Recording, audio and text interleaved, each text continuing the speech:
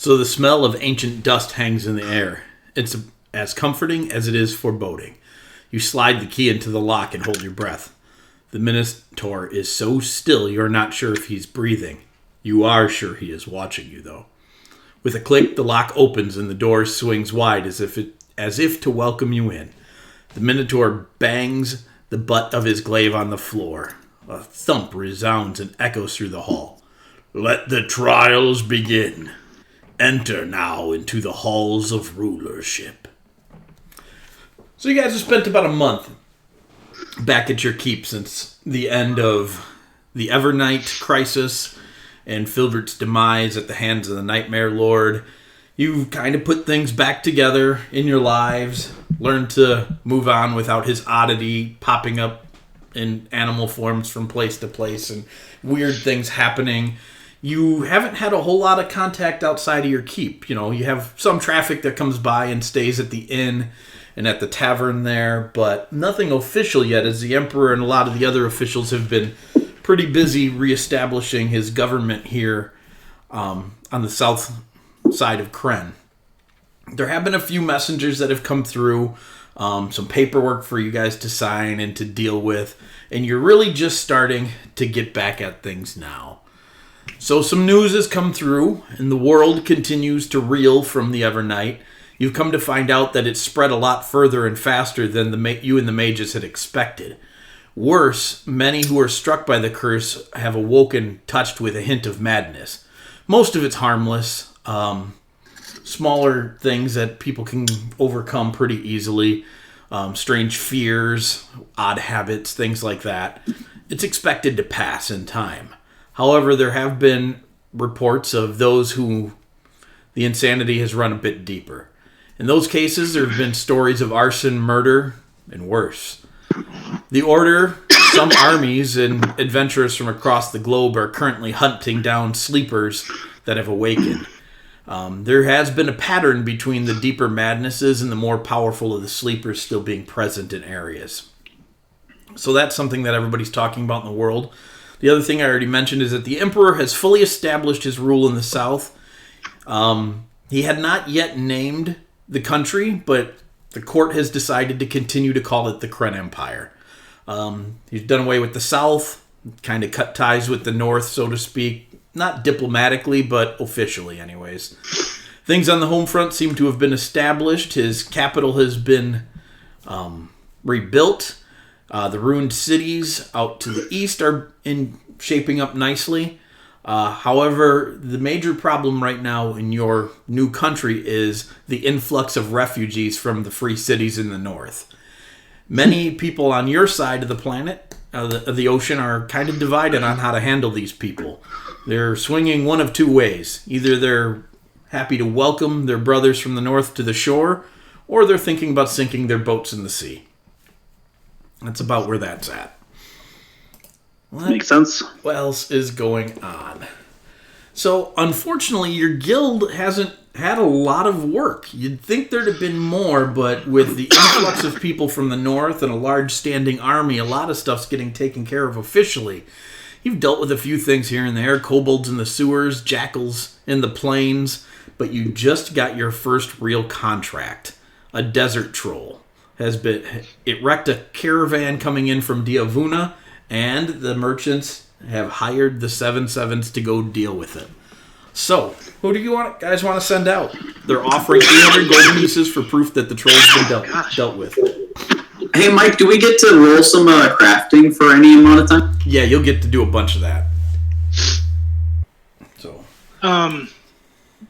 So who do you want to send out after the troll? Just a second. Let me pull up our sheet. You also have a few members in there that are not on that sheet. I reworked it, and then I totally lost all the work that I'd done when my Google Drive bonked. Nope, I was Google Drive still bonked. Yeah. I was able to... It's not for me. I was able to save most of it, but there are a couple of things that I lost. So, basically, the members you remember, you had Jabber is a newer addition, and you have Rides the Lightning, the Aarakocra. Right.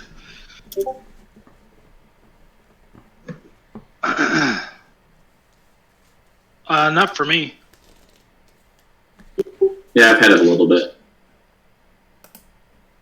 Well, a troll, I had sent some of our more combat-oriented folks. So we should send Skog and Raki. Marilee and Hazani. Sure. All right. All right, yeah, that'll work. Sounds good. So you send Skog and Raki, Marilee, and Hazani out to hunt down this troll. The first thing you guys are going to need to do is to locate it. That's going to be a D20 roll with a nature check. No one in your party is particularly good at that. I was just thinking that. Probably should have sent Grummy, but that's okay. Doesn't Because seem they to got matter. it. They got it. They do quite well in tracking the troll Might have been more luck than anything, but that's across okay. the desert. So they get closer to it and they realize there is not one troll. There is likely, it looks like tracking wise with a 20, there's two smaller it's trolls here already. in this large troll. Thank you. Living in this area. So you're going to need to locate its lair. I think that would be a perception check, which they'll be okay at. So whoever rolls can have a +2. So that's a 13. That is a partial success. It takes them a little bit of time, not too much at all, but they do manage to find the lair. There is a crack in a rock that leads down into a cavern. So now they're going to need to try and sneak up on this troll or trolls. They know it's trolls actually. With the nat 20 nature check, they know it's trolls, not troll. So I need a stealth check, which this group is okay at. Not terrible. So we'll do another +2 on whoever rolls this one. Go ahead, Ryan. D20. Oh, not stealthy enough, though. That is a partial failure. The trolls managed to get the drop on your adventuring team as they engage these forces. And it looks like it is a mother troll and two younger child trolls. And the battle has joined, but you do have a pretty strong offensive force here. So we are going to give you guys a +6 to your combat roll. Jeez. Tony? Bap. That's going to be an 18. That is a that is a partial success, almost a full success. Your crew gets beat up a little bit more than they expected. They're high-level adventurers now. I think they just kind of walked into this thinking they'd clean the floor with these trolls. The typical stoppings of trolls didn't work on these guys, though. As desert trolls, they were not immune to fire and acid, but it's not what stopped them from regenerating. That caught them by surprise, so it took them quite a bit longer to kill these trolls off and figure out that they actually needed to hit them with water, which washed the trolls apart. So they were able to recover most of the goods that had been stolen. Some of the stuff obviously has been destroyed or eaten by the trolls, and they make it back to their merchants. And you guys can have your 300 gold pieces and a successful guild contract in the area for doing something more than hunting down rats. Got him. Excellent. So, let's see. Your group wanders back, and shortly thereafter, Thanok, there is... you're in your workshop, and there is a knock on the door, and it's Marilee, and she wants to know if she's disturbing you. Yeah. Okay. No. No, she's fine. Not Adam, Thanos. She says you guys need to talk. Then yes, I'm definitely busy. What? She has received an offer. The Mage's Tower in the Free States needs a new headmaster. She's one of the most accomplished mages now in the Empire. They have asked her to consider the position. Well, does she want to take it? She's very torn by it. Yeah, she does, but she has, and she smirks, commitments here. What are they? Is Thanak oblivious?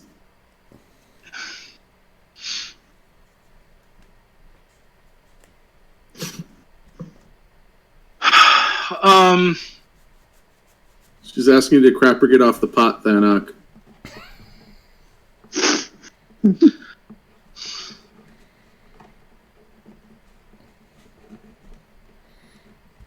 Gosh, I don't.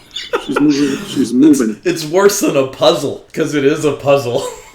It is. It's a woman. It's worse than a puzzle. And being divorced, I've already failed this puzzle.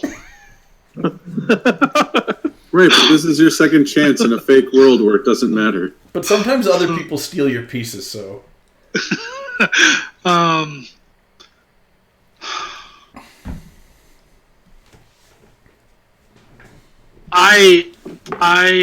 This is a conversation that's going to need more than just an immediate decision. She thinks that's fair. She does let you know that she learned the teleportation circle from the tower. So here's what I'm thinking. Here. Her leaving doesn't. I'm not even leaving, but her going to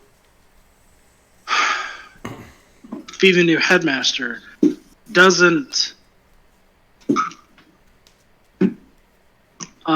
conflict with being a guild member, as far as I'm concerned. That's not what she's worried about. I'm aware. I am aware. Matt would just pipe up, "Yep, that's okay with me." Not a breach of contract. It doesn't. Listen, man, you're dead. Wow. It's like you can still hear him in your head. With her knowing the teleportation circle, permanently gaslighting you. I actually would like one here. Yeah, she could definitely put one here. That was something besides the point that I was wanting to do anyways, that she brought up and was like, yeah, I would actually like that. Because there's stuff from the Mage Tower that I would like to learn. Okay. So with her being the headmistress, obviously there is responsibilities that goes with that. Yep. But if there's a teleportation circle, that doesn't mean goodbye. She would say no, it doesn't have to. There's some real attractive brains in that tower. Smarter than Thanos, that's for sure.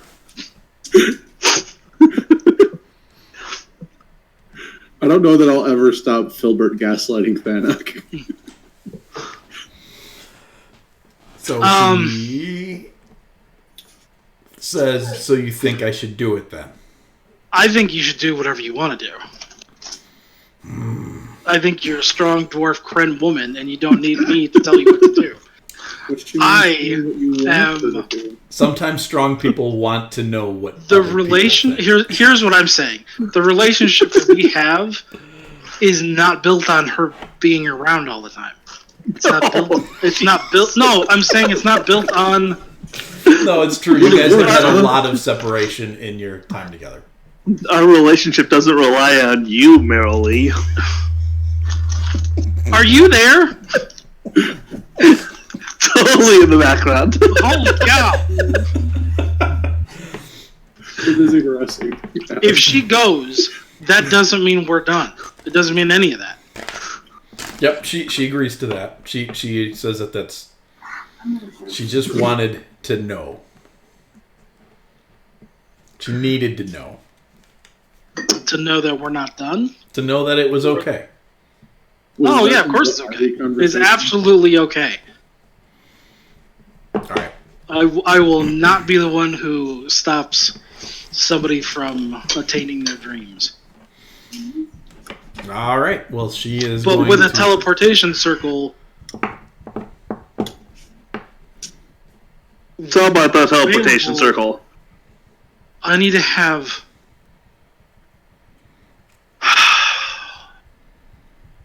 I would need to have somebody who can activate the circle for me in order to travel, wouldn't I? You would. You have no one who can. Yeah. I can do it for you. No, I can't.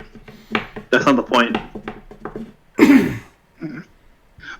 Would I be able to? Would I be able to, if she's going to be the headmistress? Mm-hmm. With my enchanting skills, with their enchanting skills, would we be able to create an item that would cast it like once on a cooldown or something like that? Does that make sense? Yeah, that's definitely something that could be worked on. I mean, obviously it's a higher level spell, so it's going to take a while. It does. So, but it's definitely something that you guys could work on. So we will move on from there. She is will plan on taking the position, and she is going to spend the next week or so gathering the materials and getting a teleportation circle ready somewhere here in the keep, someplace where she gets confused. She's like, "We need a building," but she just wanders off. Yeah, it's already in the blueprints. Already made blueprints for it. No one will expect it there. All right, so shortly after that ordeal, Thanok, you are you're ready to get back to work. And if you three want to roll your crafting rolls now, you would get a lot. You have a lot of crafting points, so you would have 4 weeks worth of crafting points to plop up. I assume I've used all my crafting points. Yes. Okay. You wanted to make sure.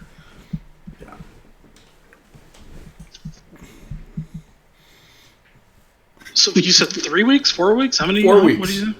You've had 4 weeks of downtime on and off.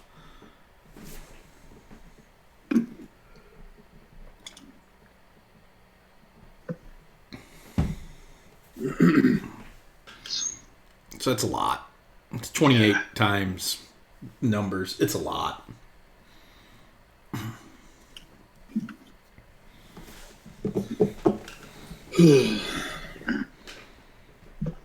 Everybody's doing math. You all have your math faces on, except Tony. Tony has his waiting patiently face. There is nothing patient about me ever waiting. Both Tony and Filbert.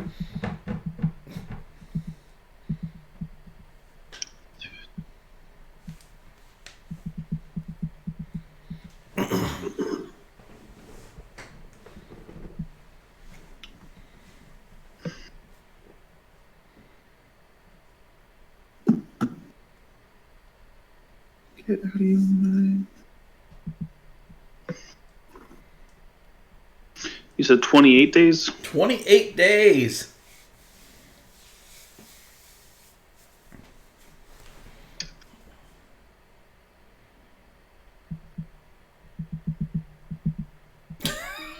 So many dice. Wow. Oh, just wow.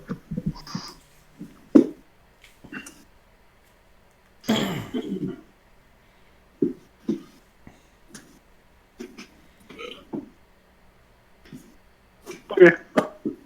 472. More dice.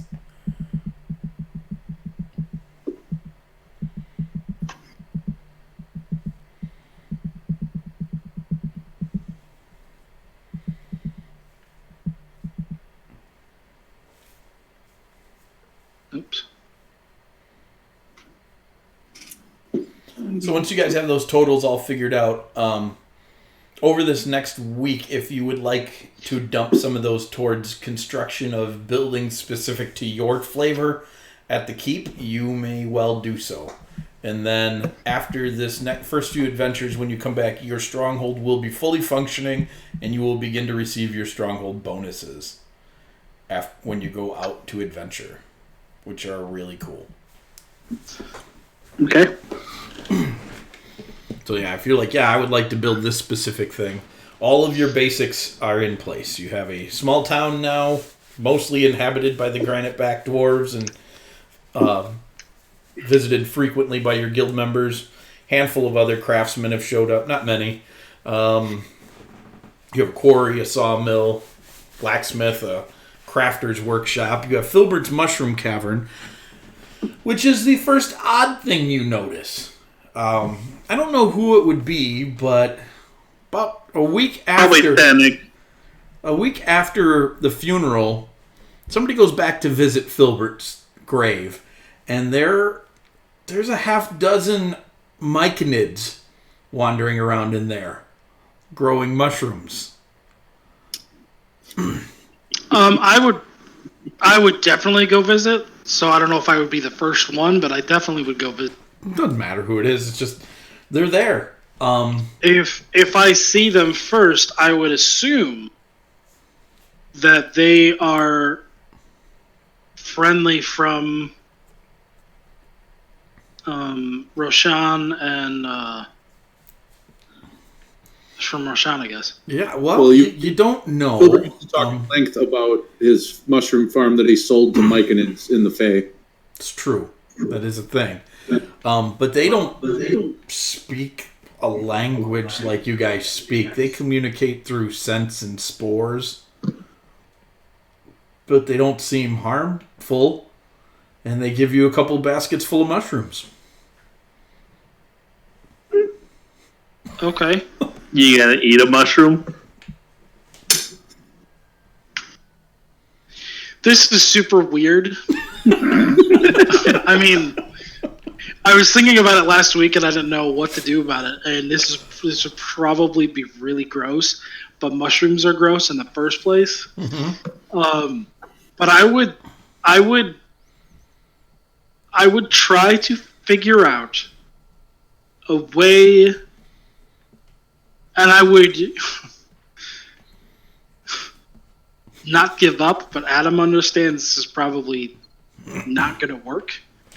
But I would like to figure out a way to create beer with his mushrooms.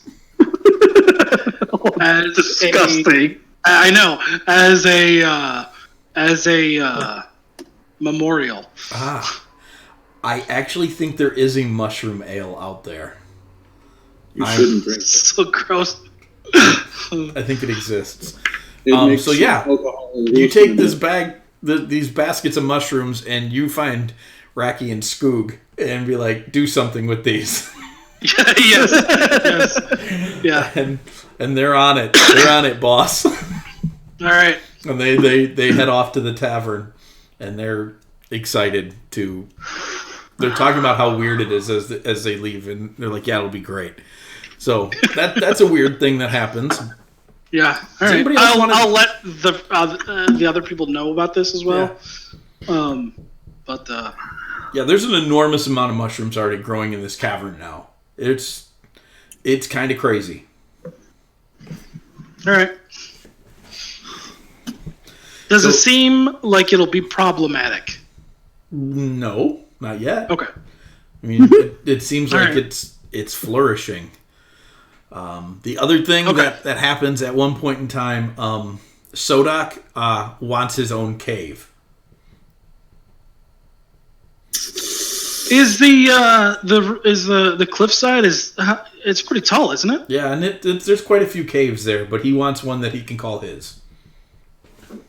I am totally fine with that. I am totally fine with us like excavating it and even like making it nice and roomy for him. Cool. So that's currently your hold with all of the things going on inside of it. Give me an idea about where you want to put Sodak. Work.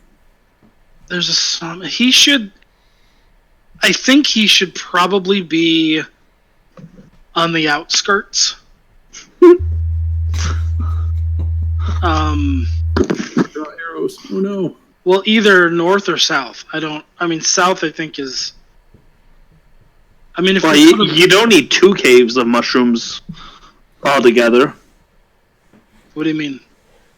Doesn't he want his own cave for like mushrooms? No, he just wants his own cave to live in. Yeah. And he's big. He doesn't fit really anywhere else. Yeah. Oh! He's our giant. Yeah, he's the Cyclops. Yeah. I would say north of Phil's cavern. Okay. We will find an appropriate place north of Filbert's cavern. Yeah, I think that will end the two loops up. Yeah, and is it I want him to understand that this is not. I mean, he's an idiot, so I don't know how much it's going to be. I don't want him to be like, we're pushing you away because we don't like you. It's like we're giving you your space to be you. Yeah, that's what he wants. Okay, yeah, okay, good. He wants space, be me, my space. Yeah. Get off my Facebook.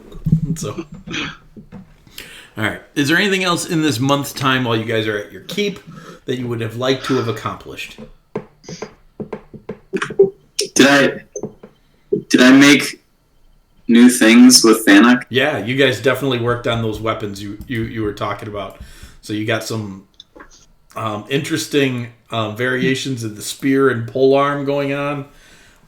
You're pretty proud of them. They work as designed. Is the army using them? Not yet. You have to pitch those. You'll have to have a moment with the Emperor to pitch these. And so, Mav, I'm finding some time. Did Ryan tell you about these things? Yeah, he sent me the info on them. I didn't get a chance to tell anyone else.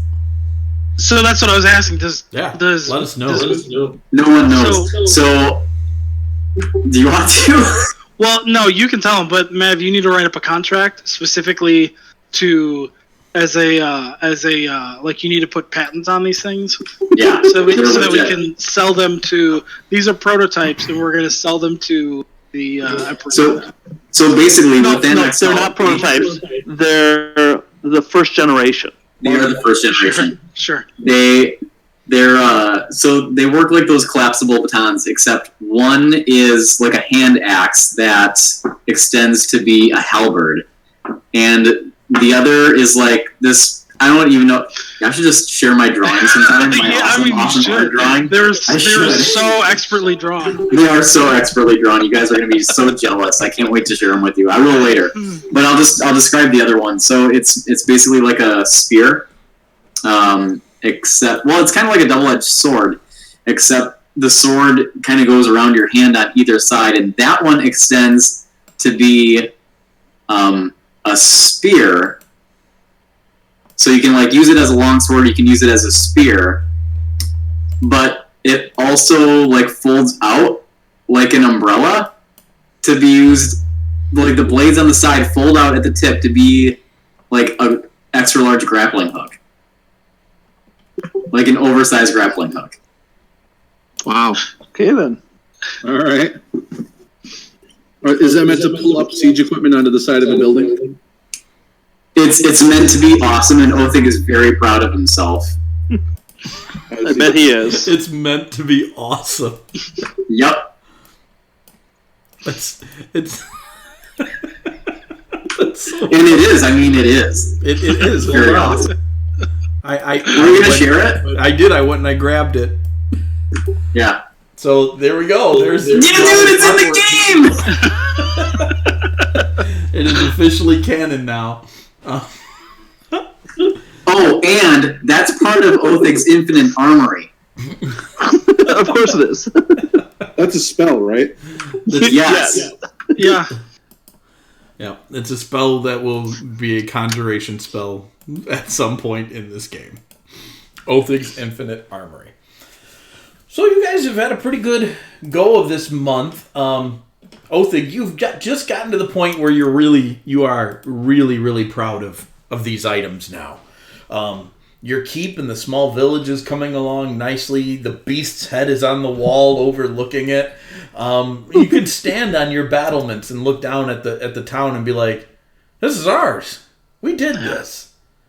We did this. In the last year, we went from nobodies to urban legendary heroes, and our family has been restored. We're now honored citizens, and you're standing there on the battlements, and you're looking down, and you see a small figure cross the bridge. And he approaches the town, looks around a little bit. It looks like a short dwarf.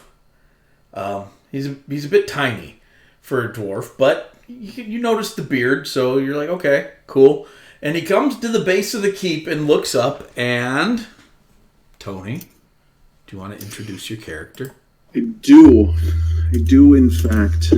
Let me release him so that you may now grab him. All right. I'm guessing that's going to have to refresh. Oh, my fantasy grounds is running real slow all of a sudden. I think the world is running slow. Ryan was talking about his problems. I was having problems earlier. All right. So how far are the battlements of the keep from the bridge? Probably a quarter mile. Maybe it's further than that. It's about a half mile. Okay. To the cliff. So I will for suredly make sure to use thaumaturgy as this as you guys watch this short, kind of not lithe but skinnier than most dwarves comes just kind of trotting across with a bit of a chipper step. You can from the distance tell that he's very determined. And as he gets to your side of the bridge, you hear a booming voice just fill the valley as you hear backs of granite and bellies of lead, tongues of silver, and oh my gosh, where are my words? And contracts more ironclad than the dwarven boats of yore. I have come to sing your tales of legends and lore. Dude, is he totally a bard? Please welcome your humble servant, Geoffrey. I want you to not be a bard so bad. What was and he just think he's a bard. bows deeply and awaits some sort of response to his heralding. I'll say something. Just turn around and walk away. Where are we in relation to him? We're up on the Hey, balcony. as an aside to the keep, can we possibly have an entrance, or not an entrance, but like a balcony over? I mean, I would like an entrance to the keep. Yes. I mean, yes, an entrance to the keep, but like a balcony so that we can look out. Absolutely. We will install one. Do you want it off the battlements, or do you want it on the ground floor so that you're closer to... I think on the ground floor. Okay.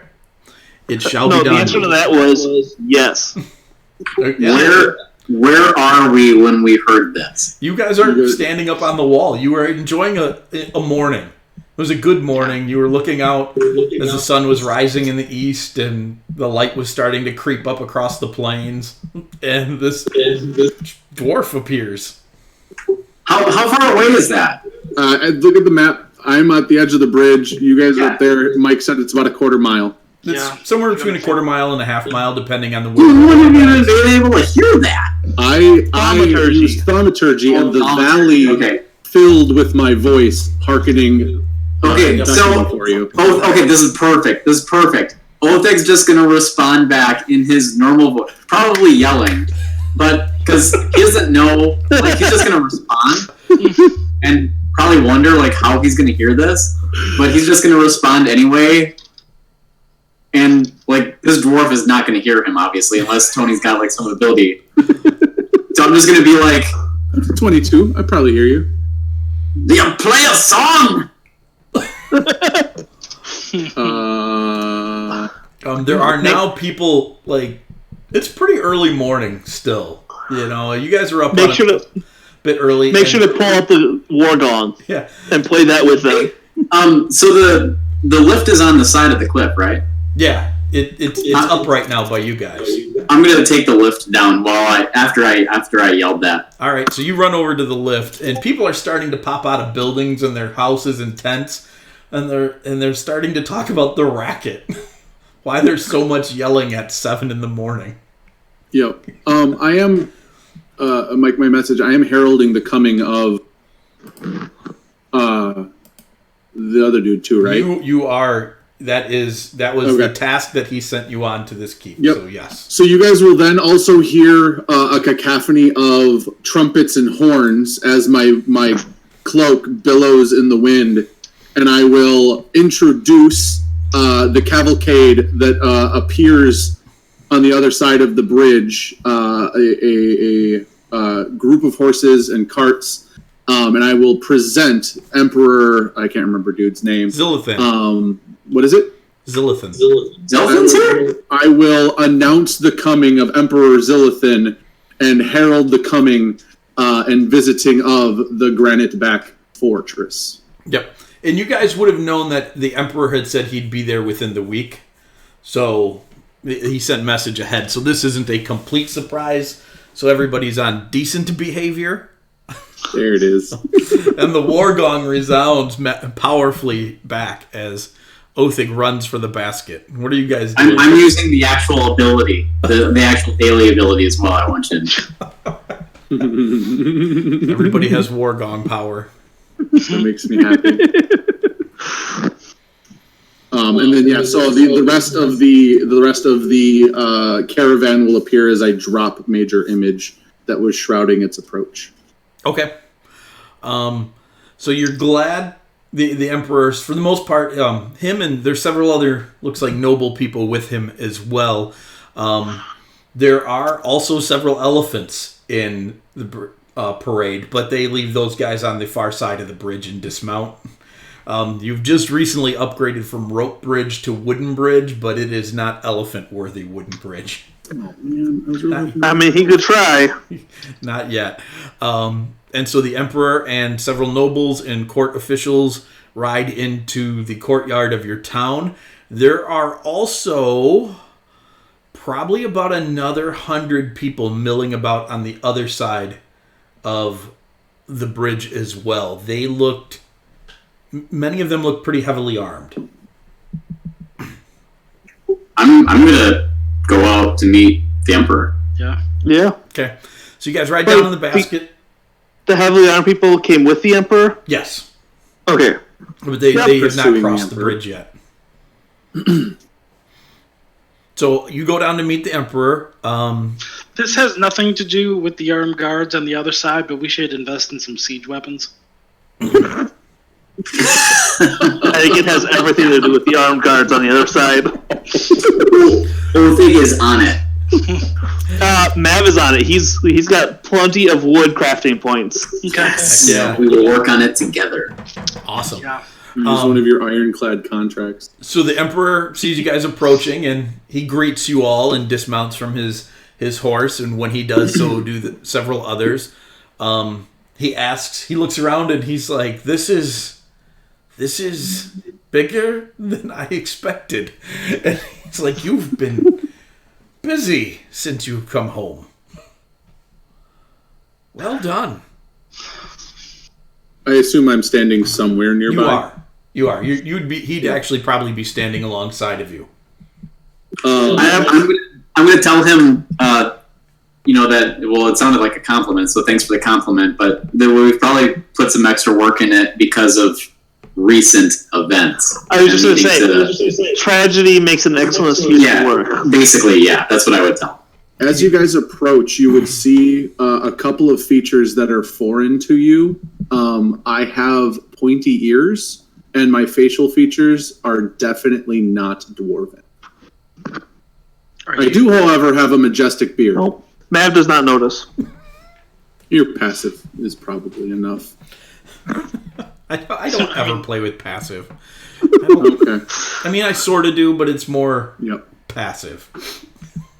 I do have a really stellar-looking belt that has this, face on it, and a very majestic cloak or robe that looks very silky and like that microfiber feel that you can draw on. Is it a Is belt the of belt dwarven or kind? strength or stam? Leather? Is it a 4 stem leather belt? That's what I'm wondering. So, Mike had to leave. That was too No, funny. I gotta close my window. I had to back. My feet are real cold. Is that a belt of dwarven kind? And are you like a halfling? Make an insight check.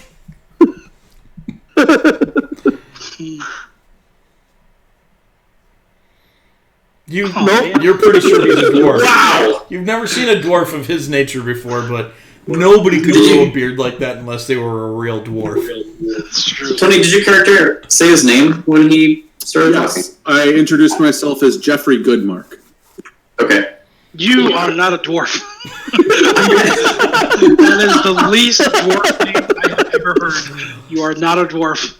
Oh, and I am also covered in ornate tattoos that have a very dragon. Sweet! I'm probably going to ask you again if you heard me ask if you play an instrument. Yeah, I was actually playing a horn. That was what you heard throughout the valley with my thaumaturgy. I have a long horn and I have a pan flute that looks to be made of some sort of animal leather skin. All of my things look to be made of leather or some sort of like animal features. Fennec knows this guy's a dwarf, but knows he's not a dwarf. Is the beard real? The beard is very real. You yank on it and it's real. The Emperor is very amused at this interaction right now. Yeah, as you do that, Thanok, I would bow deeply and say, Master Thanok, I am open to your scrutiny. So the Emperor Close your scrutiny right up. The Emperor he reintroduces Geoffrey to you all. He lets you know that he has assigned Geoffrey as a gift to you. Geoffrey is a herald. He is quite skilled and has been following your exploits for some time. There is a slightly exasperated look on the Emperor's face as he talks about how excited Geoffrey is to meet you all. Oh, okay. So with that, I will Is also... that like I'm just happy to get him out of my hair? I think that's what that Shut him meant. up? You can make an insight check if you want. Can you make it an advantage? I can give him advantage if you want. Oh my gosh. Hang on, let me make an insight check. Because I would equally interested. As this is happening, I would ask the Emperor if now is the time for gifts. Or if you want to wait. Wow. You guys in your roles tonight, another nat one. Yeah. The Every Emperor skill is check so has been- sincere. that Each one of us, our first skill check, nat 1. The Emperor is. It must hurt him to part with such a wonderful retainer. Oh my gosh, plus 13. Well, it's good one of us can persuade, because my persuasion never helps. Yeah. God, plus 13 is my smithing tools. So So- the Emperor nods to you and says, "Yes, you can present the gifts now, Geoffrey." Wonderful. My friends, well, I hope to one day at least be able to consider you my friends. I have brought gifts. I have spent a long time studying your exploits, learning of the lore of your legends, as it were. And he kind of just gives a wink across to Thanok. I think this guy likes you. Hang on. think he does I've got a testing question for him. This How do you feel will, Mary will feel? You're going to interrupt. this will me, absolutely determine how Othic feels about Geoffrey from here on. Oh no, I think a moment from now we'll do that. But you ask your question, Master Othic. You know, like, everything about us? Everything. Through my What is the relationship most important thing to us? with family. Yeah, I like him. So, He'll do fine. winking at Thanok, I will say, through my relationship with the Weave, I have learned a great deal about all of you. And I would like to present a few gifts that I have spent no expense or skill in acquiring. First of all, Master Mavamin, per your recent promotion, you are all now royalty. I have taken the liberty of writing up all of your patents of nobility. I have also presented, per the Emperor's agreement, a new contract for my services to be rendered upon your guild. And I will present to Mavamine a expertly crafted contract that isn't quite up to the standards of what he creates, but it is a novelty attempt nonetheless. To Master Thanok, I know that you prefer trophies over most things, and given your most recent exploits in defeating the Yuan Ti Armada, I took it upon myself to collect a few of them and assemble them. And he will pull off a shroud off of a cart that has a recreation of a Yuan Ti Animetha, which is that multi-headed thing that we fought. Oh, I remember. And it is exquisitely crafted and actually looks almost exactly like what was his name? The bad guy. Achilleos. It is almost the spitting image. However, its heads are all severed and in a basket in its arms, with a plaque that says "Granite Back Brilliance" or something. And I don't remember what the spell is that you use to overcome Granite Back Brilliance. Granite Back Brilliance on it. And then a cart will be pulled forward, and it is literally a Vardo-sized cask that just on the side is emblazoned Titan Brook Ale, and underneath it says "The Gift to Othig." Sorry, I missed the last part. What was it? Oh no! So a Vardo, like an actual Vardo, wheels up, but instead of where the Vardo is, it is a giant cask with Titan Brook Ale written on the side of it, and underneath is just a gold placard that says Othig's Gift. That's so great. Yep. Oh my gosh. And then he will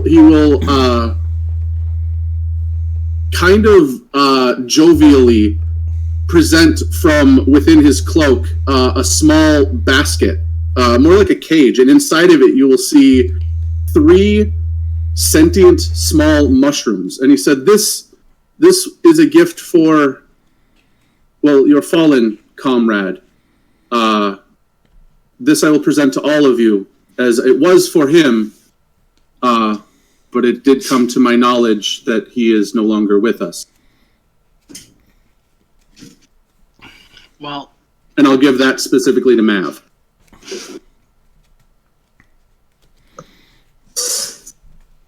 And kind of take a knee, which puts me, so I'm only about 3.5 feet tall. So as I take a knee and put it up, my hands are like at his chest with this basket with 3 small mushrooms in it. I'm going to grab Geoffrey by the arm and lift him up and tell him, hard to do. I'm real little. None of that now. We don't even do that for him. And I'm going to point to the Emperor. yeah, sure. The Emperor smiles, and there is a very surly elf on a horse behind him, and it says, "You should." But he goes back to scowling. And he knows how loyal we are. He knows he could ask it too, and we would. Sure. There's nothing to do with loyalty. So the Emperor thanks Geoffrey for his introductions, and he smiles. He's glad that you guys all like the gifts. And then he says, well, I have a few more introductions to make. This is Spear Warden Etherion. He is the new battalion leader of your foot soldiers. And this is Saddlemaster Fraxus. Wait, can you say that again? Spear Warden Etherion. The part after that? He's the commander of your foot soldiers. No, did you mean the Saddlemaster part? No. Our soldiers? Yeah. Yeah, we have a detachment of French soldiers. I gave you a keep. A keep comes with a garrison. The soldiers. All these guys outside are our soldiers now? Yes, there's 45 soldiers. 30 foot soldiers and 15 horsemen. that they brought provisions and tenting that last them a half a year. I would imagine in that time you'd be able to provide adequate barracks for them. Yeah. Yeah, absolutely. Can they ride bears? Dude,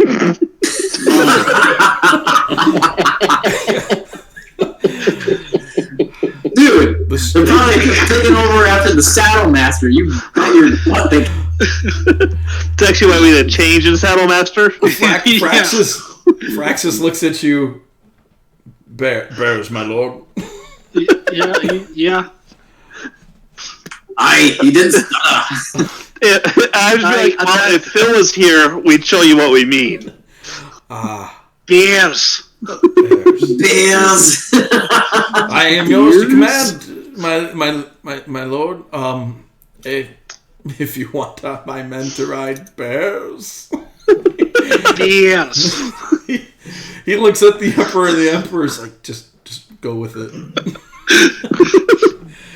I love it. I mean, horses will do for now, but... So your two commanders, your spear warden and your saddle master, they bow, and then they, with your permission, they are going to head back to the troops and begin making camp right on the other side of the bridge, unless you would have them make camp elsewhere.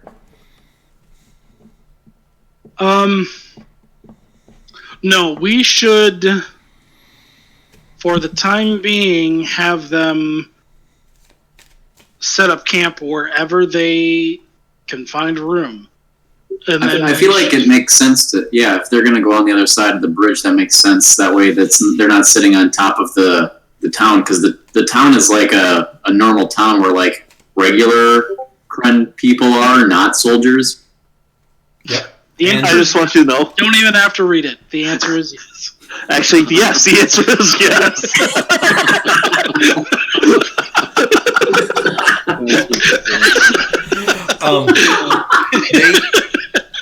These men and women, because there's no distinction on gender in the Kren army. They do have their families with them as well. So here's what I would say. I would say that we would for the a very immediate future, have them set up camp wherever they can find room. If that's on the other side of the river, that's fine. If that's on this side, just south, that's fine. Wherever, and then we will. At least I will. I assume will as well. Go through the rank and file and meet everybody and right on. Find a good spot for the soldiers and then the soldiers' families. Right on. So you meet them, and then you meet several other noble people as well. You meet the governor of Minos. His name is Omistis Ziskas. You don't have to remember all this, but you're meeting these people. You meet the new Baron of the Eastern Plains, which is your neighbor directly to the west. It says okay. Eastern Plains, but it's the Eastern Plains of that desert on that side. Okay. So his name is Euphorian. Then you meet the Baron of the Golden Valley, and that is Dolan, and that's the other place you guys could have picked. And he's been named Baron of that. So you're all fairly new. He's brought the new nobles, and then the two governors, and the other governor's a woman. Her name is Jocasta Barabbas. Jocasta. And she is an elderly woman, but she also at the same time looks like she could beat you in an arm wrestling match. She's pretty ripped for a 60, 70-year-old woman. Matt will nod and say that's probably true. Yeah. And Jocasta wants to know when you're tapping the cart. Well, the formalities are over. And she looks at the Emperor, and he just smiles and laughs. And he's like, with you, they didn't really ever begin. And he's like, Bod, play us something. I will play Mav's favorite song. So I will pull up my pan flute and begin playing something revelous, something all right, joyous. Give me a performance check. On it. Is it going to be like plus 27? No. Performance actually isn't one of my great skills, but I am decent at it. So 24.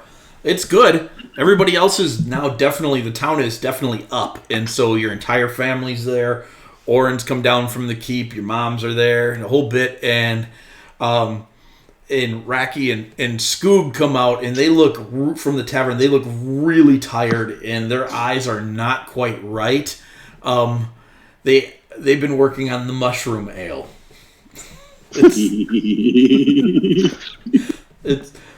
It's good for seeing things, they tell you. But they're close. They're close, and then Racky's like, "I'm seeing things now. Look at the size of that keg of beer." And he just passes out, falls over backwards. I'm gonna lock arms with him before he does that and tell him that no, in fact, it's real. He starts to crawl towards it. He's the happiest dwarf you've ever seen. And the party starts. You meet your neighbors. Do you want to do anything specific with your neighbors? Do you want to... Nothing specific, but I would like to have it be a very well-greeted, friendly... Yeah, we'd want to get to know them really well and discuss trade opportunities and talk about how to help each other out. And maybe write a couple contracts. Yeah, so you guys make insight checks while you do this. All four of you can as you're working the party. Mav, I mean, does that at advantage? Yeah, does Mav get a bonus to that because it's his trade? Well, and I'm going to lend you help and let you do that at advantage. I started talking partially in my head and then finished it outside my head. I was thinking about wow. I was thinking about trading lumber. Oh, sure.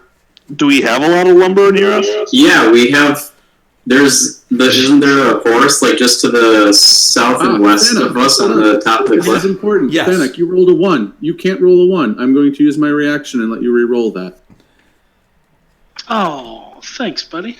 The ally must use the new Please roll, however. roll another 1. No, it's much better. It's not bad. So I will take that. You guys do have a very reasonable amount of lumber along the river. Up by your keep, the forest is much sparser, but it's still, there's a lot of palms, tall palms in the area. You can see through it for a good ways. It's definitely not a forest, but along the river it's thick. So you have a decent amount of lumber. The guy from the Golden Valley has sizable amounts of lumber, but the Eastern Plains guy barely has any at all.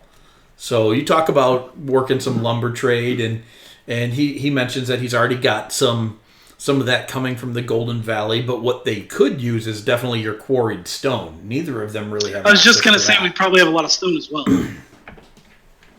Okay.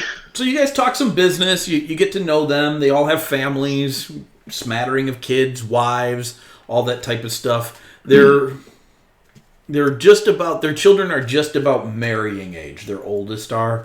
So that puts them at about 50-ish years of age. Maybe a little younger than that. The wives are probably a little younger. They all seem pleasant enough. It's a good party. Oh, there's dice. Othing's crafting while the party's going on. Oh, sorry, that was my... He's at the party just like crafting some shields.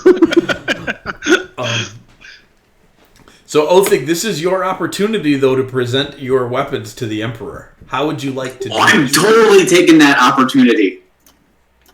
I'm assisting. You're assisting? Yeah. Persuasion. All right. So, Othing, you get up there and you start talking to the Emperor about these weapons. And you've had a... He's had a couple drinks, right? Yeah, and so have you, though. Okay, fair enough. And so you guys...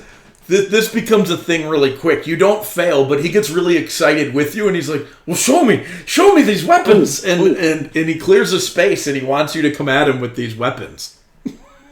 It has become like a in your tented feasting hall up in the keep. It has become kind of like an arena showdown. And so he asked Felindor to present his weapon, so Felindor tosses him a spear, and the elf is just like, don't get hurt. Just don't. Mike, am I allowed to grant him advantage on that? On persuasion? You sure can. I would like to do that. Othig, please roll again. Sweet.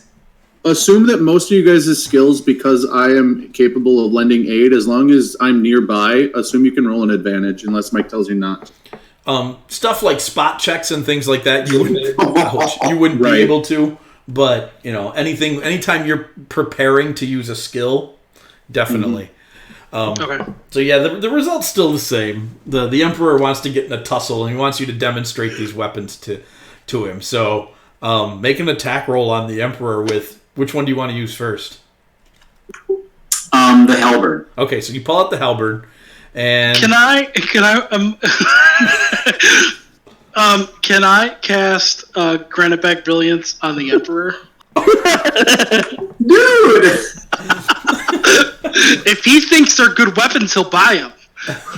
So, right now, the way it's working is Othig is attacking the Emperor with the new weapons. Oh, okay. That's how this part of the demonstration's going. So, right. Othig, you're going to use the halberd first, the extending halberd? Yes. All right. So make an attack roll on the Emperor then. That'd be plus, I don't know what you want to count it as. It's your regular attack roll. So your strength plus your proficiency, which is just 1. Oh, yeah. To what, 8 plus 8? Yeah. All right. So that's a 19. He lifts his spear up in time, and just as the halberd's the one that extends, right? Oh, actually, no, 12. So 23. 23. So the halberd's the one that extends, right? Yes. Okay. So they both extend, actually. All right. He goes he pushes out for a further out block with his spear than he was expecting, and then all of a sudden the front end of this halberd just extends and catches him like right in the chest, and he's like poof, and he goes stumbling back, and Felindor catches him and pushes him back in the ring. He's like, "That was amazing! Do it again!" Okay. And so now he's ready for it. So make another one on him.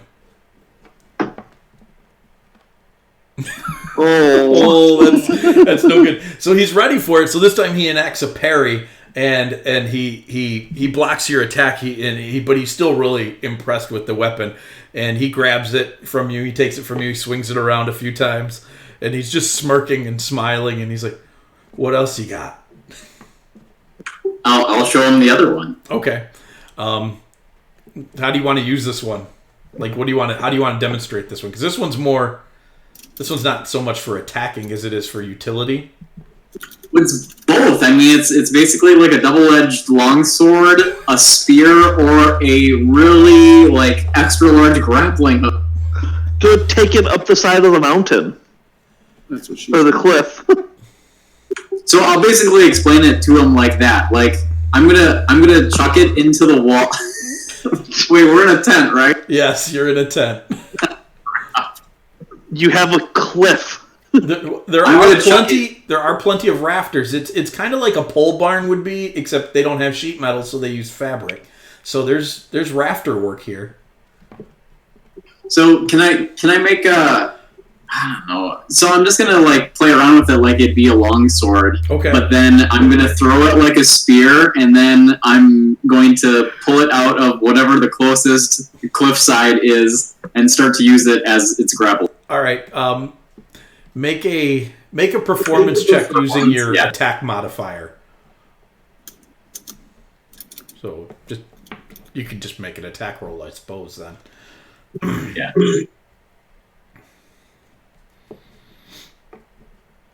Oh, that's real good. Nice. That's real good. So you pull it out, and he's like, sword. But then you click it, and the shaft extends, and then you go, yeah, and you whip it as a spear, and his face he does, and then you stick it into the thing, and you pull it out, and you go running for the nearest thing you can grapple onto, and out come the flanges, and you leap and hook onto it and swing around, and he's just the whole place is applauding for you at this moment. And some of the other nobles are like, how come you weren't talking about exporting that? We got rocks, the one guy says. Your performance has gone over very well, and the Emperor is pretty convinced that he can find use for these weapons in military procedures.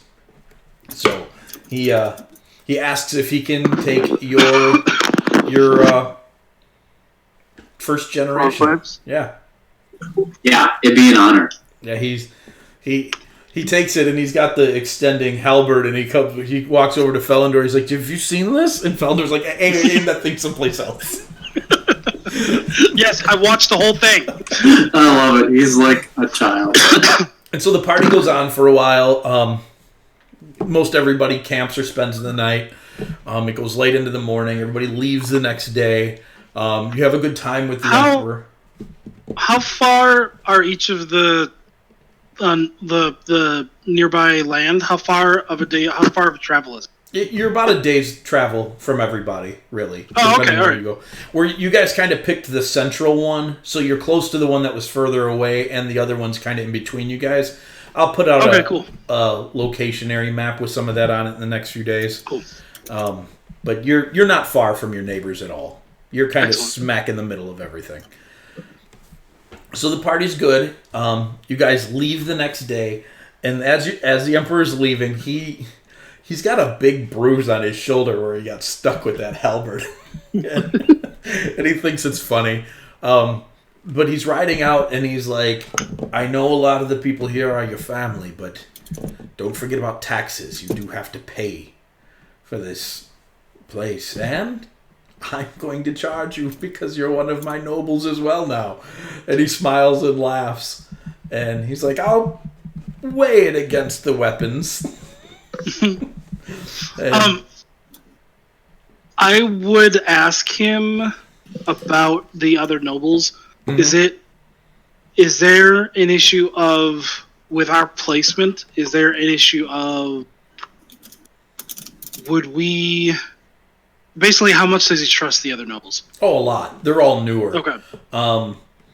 There was a large holding that was south of Minos and north of Geoffry, and it was owned by the only son of a passed away house, and he hadn't yet married, and he died in the war.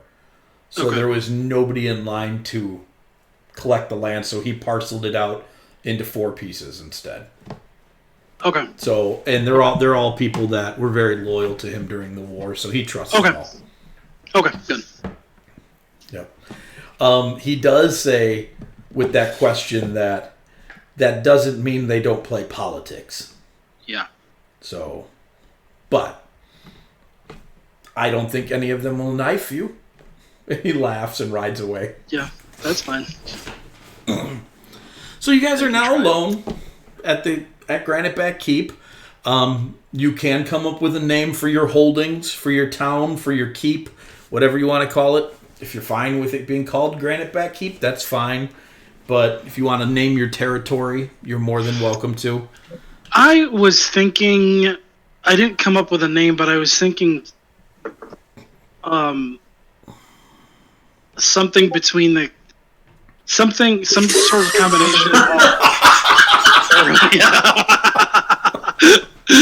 Andy just suggested Barovia. My God. I was going for like something serious, but I might. You might change your mind. Yeah. I was going to think on it for a while too, but I'm going to have to seriously consider that one. Some sort of combination of the Iron Fists and the Granitebacks, since brothers in arms here. Yep. And you do know that the Iron Fists were awarded more territory out towards Diavuna, where they were originally from. So the brothers are still palling around with you guys because you're adventurers and they like that.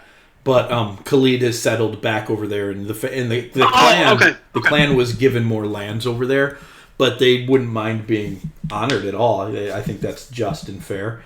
There is also your clan did have an ancestral home at one point in time that was destroyed during the War of All Flesh, where the one Kren Emperor went all lich and tried to kill everybody. That's right. It has a name. I was trying to dig it up earlier, but I couldn't find it. But it does have a name.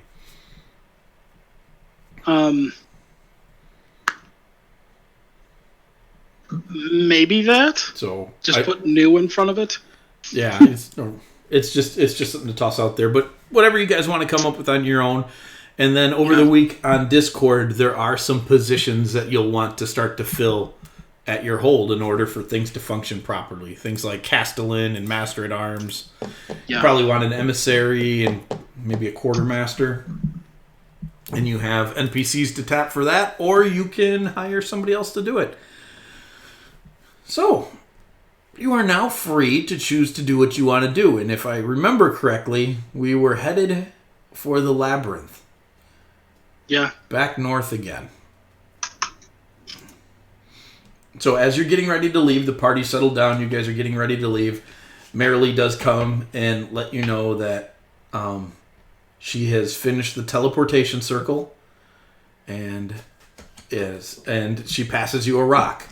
It is a sending stone. So you can communicate Thanak to her through sending when you need to. Okay. And she's like, I know you can't. You don't have anybody here yet who can send you to visit, but I'll come back as often as I can. Okay, good. And as you guys ride away, she basically what she has done is she had them at the quarry cut a large stone slab, and she put the teleportation circle on that. So wherever you guys decide to build something someday and you want it installed, you can install that there, as long as nobody breaks it. Okay. All right. So. Does she have a sending stone as well? Yeah. We can't use the teleportation to visit her. Nope. We don't have anybody who can cast teleportation. Oh, so it's ready, but it just needs to be okay. Yep. Yeah. And you need to know somebody who knows where they're going.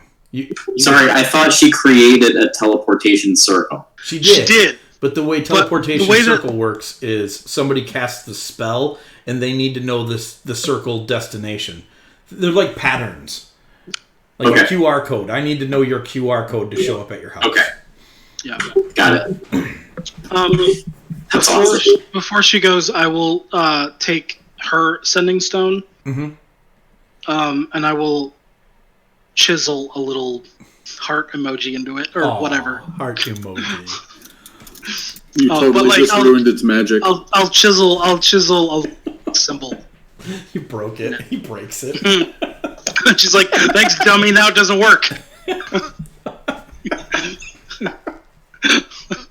Yes, all right. So, last things before you guys head off from your keep. There are a lot of things you can decide to do now that you have a keep. You have a small standing army. You have guild members. If you want to cook up something for them to go do, you can do it now. Just let me know on Discord, and we will make it part of the weekly startup. All right, so you sent your army out to, hunt drakes in the jungle to the south. This is how it went. I believe it was to gather bears from the jungle. Yeah, that's what I was thinking, but you can come to bear conclusions on your own. I was gonna say, can we have them sweep the area up on the cliffside from our keep? Absolutely, you can have them patrol the area. It's probably wise to do so. You own a good deal of land now, so. All right, so you guys gather up your gear, you pack up for adventuring, and you head north down the road to the capital. You head to Minos. Minos is in good spirits. The Emperor's Palace is done there.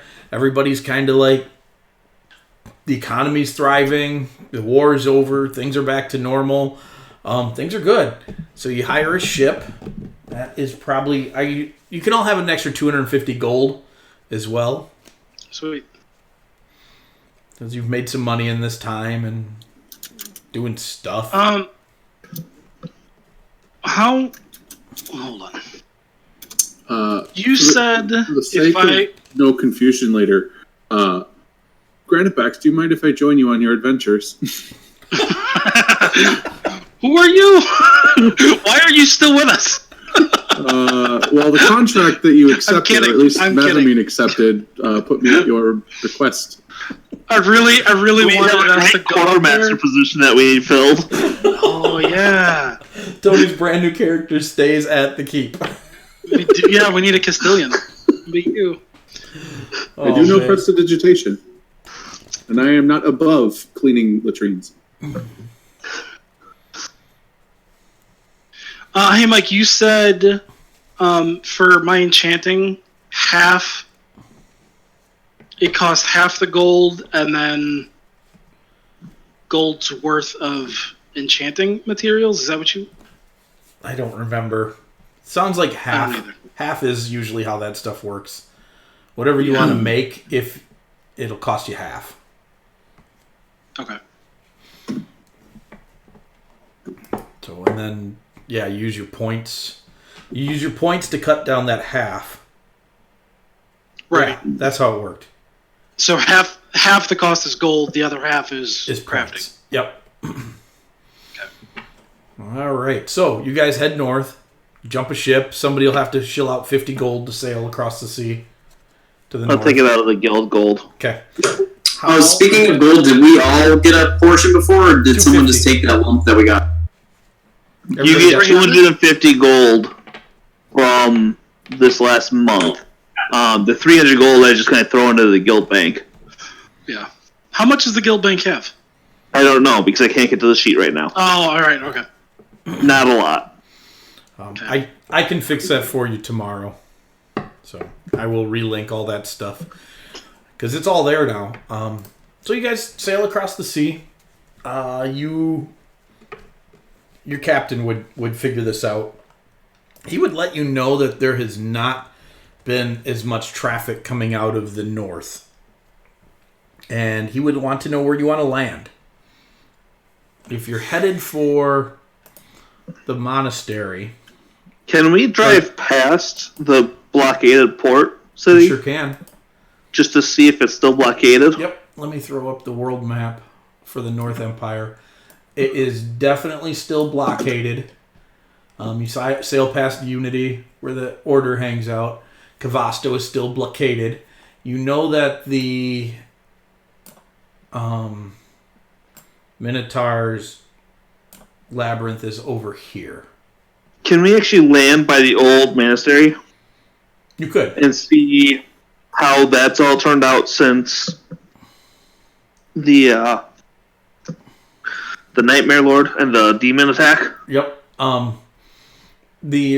So you sail up to this point here, and there are 3 Order ships parked off the shore there. Oh, excellent. Going to take it back? There are a lot of tents on the shoreline there, so it's pretty safe to assume that's what the business that they're about. They're about a mile from the monastery. Can Mav go find the commander just to make sure that they don't need any assistance Sure. before we move through? You find the commander, and as you guys would land at this point in time, and do you want the boat to hang out for you to get on it, or you just walk the rest of the way? It's not far.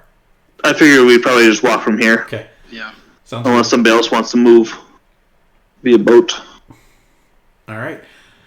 So you find the commander, and the camp is in pretty rough shape. There are a lot of wounded here. The healers are pretty tapped out. The commander lets you know that they just finished their assault, and they were successful in cleansing the grounds, but it was a very hard-fought battle. If the group's okay with it, I'd like to spend the day healing up everybody as much as I can, assisting. He can assist you as well, Master Mavamine. So you and Geoffrey spend the rest of the day tapping out your skills and then moving on into practical medicine and patching folks up as best you could.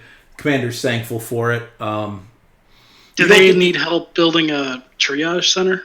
No, they kind of already have that done. You feel like he would have let you know that the battle wrapped itself up over a day ago, and at this point in time, everybody that survived was already there. There were some that were still badly hurt, and you guys patched a few of them up. As their own clerics are restored throughout the next few days, they will continue to heal everybody up more. But you do see some people who took it bad. There's a couple of no legs and missing arms, things like that as well. That is going to take some pretty powerful magic to restore once they get back to Unity.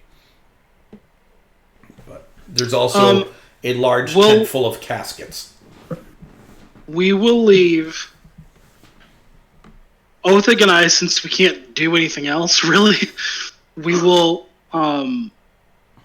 go around and we will bring water to people, and we will bring supplies, and to everybody who's got a stump somewhere on their body, we will leave a business card, a drawn picture of the Axe Buster.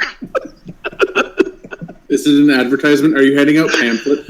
Yep. Oh, we're trying to win contracts here. Brochures. Yep.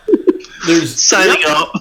There's one paladin that you pass it to, and his arm's missing at the elbow, and he looks at it and he's like, "Could we swap it out for a sword?"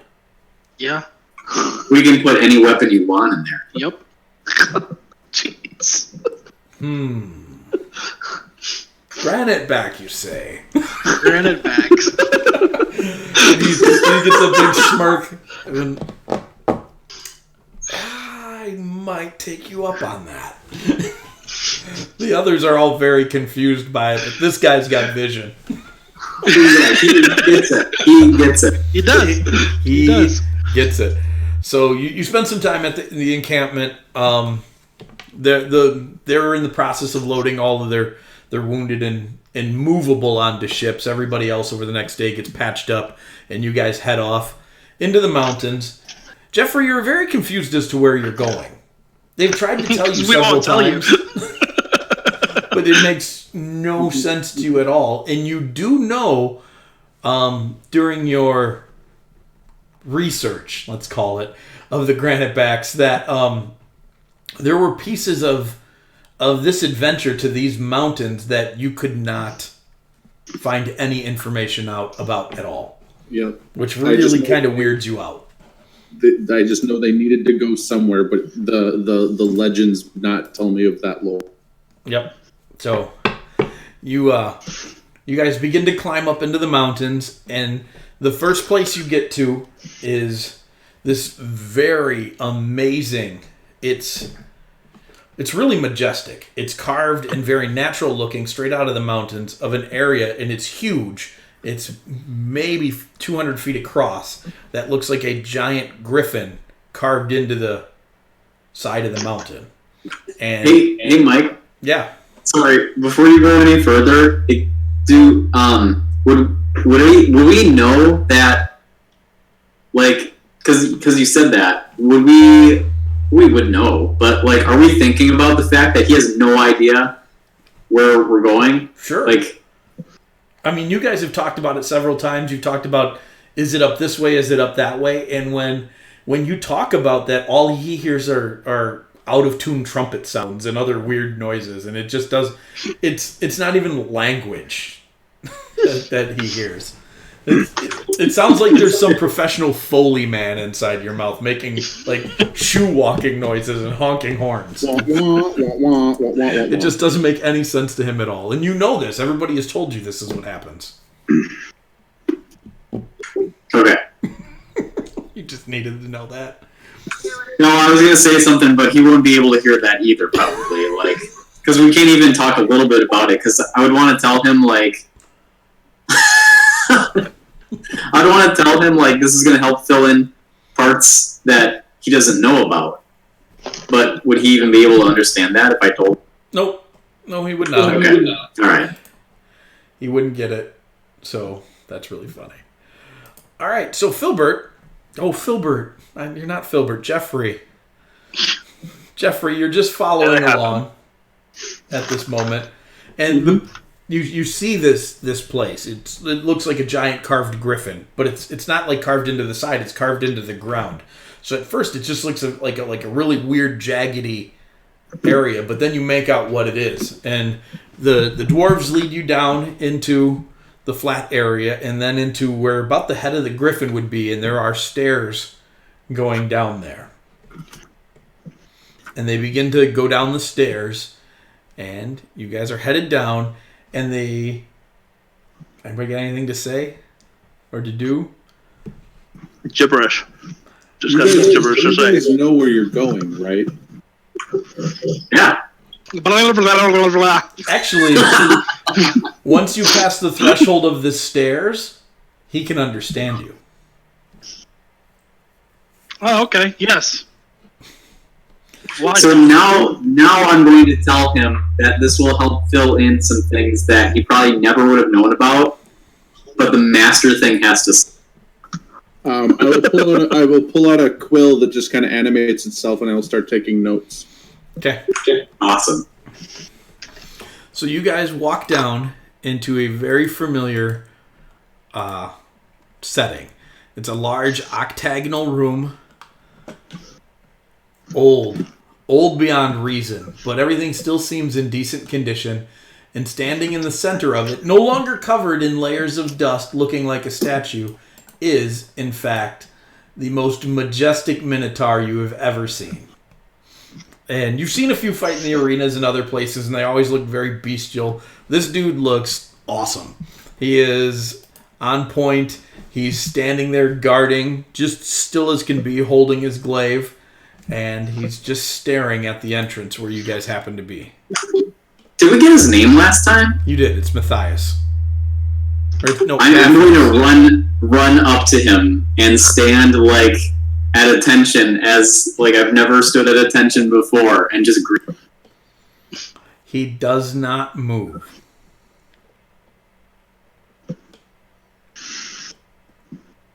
Neither does Othig. Not at this point. A little confused.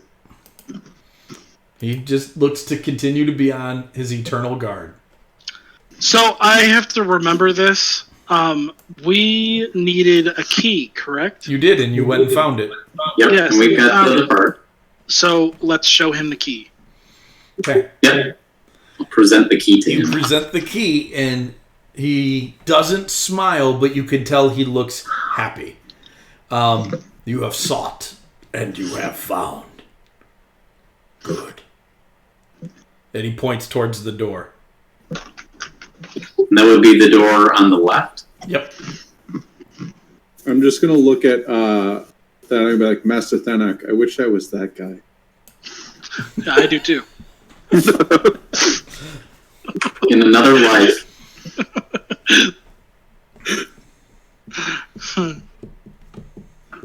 I'm going to tell Matthias that I've gotten stronger since we saw him last. He smirks. Not too hard a feat to accomplish. Ain't that the truth? Mav just nods. Yeah. Oh, thick. I'll tell him it was good to see him, and then walk through the door. Okay. So you lean over and you go to unlock the door, and he is just staring at you as you unlock the door. It's an uncomfortable stare. And when I'm gonna. Oh, go ahead. While he's doing that, I'm gonna cast the detect magic. Much like last time, much of this place radiates magic. I specifically want to look for anything that stands out. I know everything's gonna be magical. Mm-hmm. If you are a much more advanced arcanist at this point in time, so you understand a lot more things. There are disintegration wards on this door that Othig is in the process of unlocking. I would. Does the key has magic, right? Yep. Correct? The key also has magic, and it has symbols that match the symbols on the door. So I'll tell Othig that the door has disintegration wards on it. I am going to cast. I don't think Othig knows what that means. I'm going to cast Death Ward on Othig. All right. I think it's going to be okay. I just want people to be aware that this might go real bad real quick. I'm also going to cast Aid. Right on. I will begin counter charm. Okay. So Geoffrey begins humming. Hey, can Geoffrey would have Orgong as well, but he's not in the combat tractor, so I never got to. Oh, all right. Let me put him in. Speaking of combat tractors, the Team Girl Squad found Bonkers last night. Who found Bonkers? Teen Girl Squad. Yes! That's awesome. That's going to get them in so much trouble. Yeah, it is. Yeah. So they don't know he works for who he works for right now. I'm kind of excited about that. None of them listen to this, so... But yeah. They should. They should. There'd be so much information. They should. But yeah, that was a good time. Like, he was super broke when they found him, and he was just rambling about how it's better to be in the water than in the turtle. And they're like, "What does that even mean?" They thought it was a puzzle. And I was actually just quoting your guys' adventures. I was like, "I've been to the bottom of a river with the patron of death. It is better to be in the water than in a turtle." And they're like, "This is absurd." That's so great. So they thought it was a code. They spent a good 10 minutes trying to figure it out. It wasn't code, it's what you did.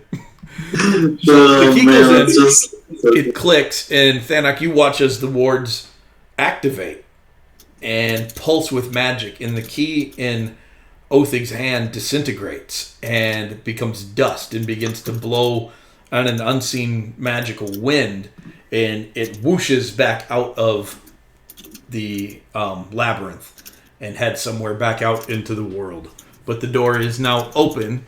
You can see down, not a long hall, 30, 40 foot long hallway. It's 10 feet wide, and it kind of dead ends there.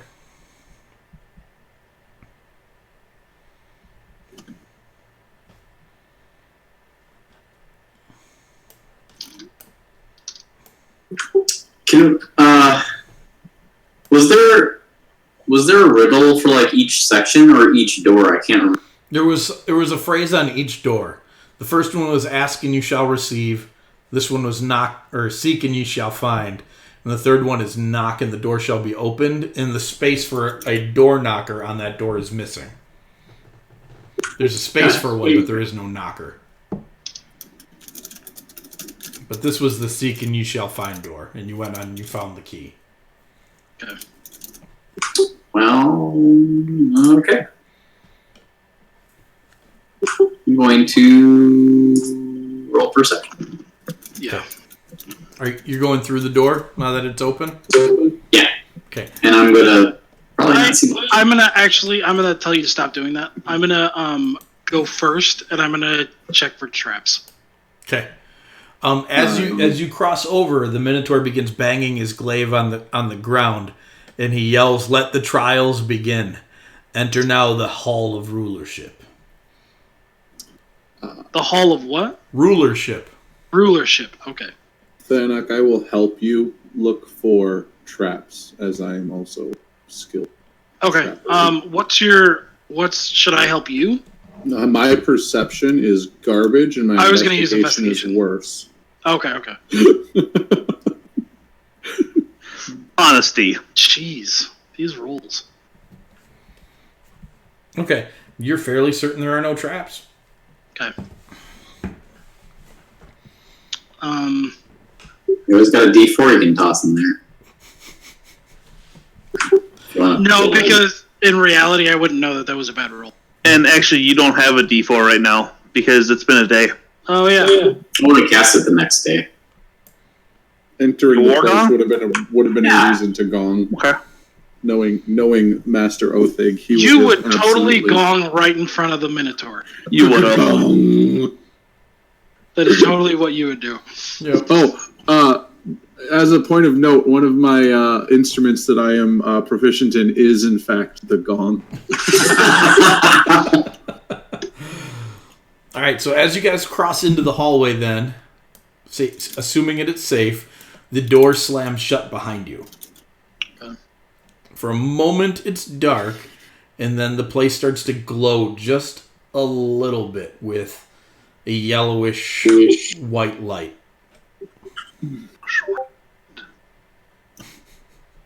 Nice. Does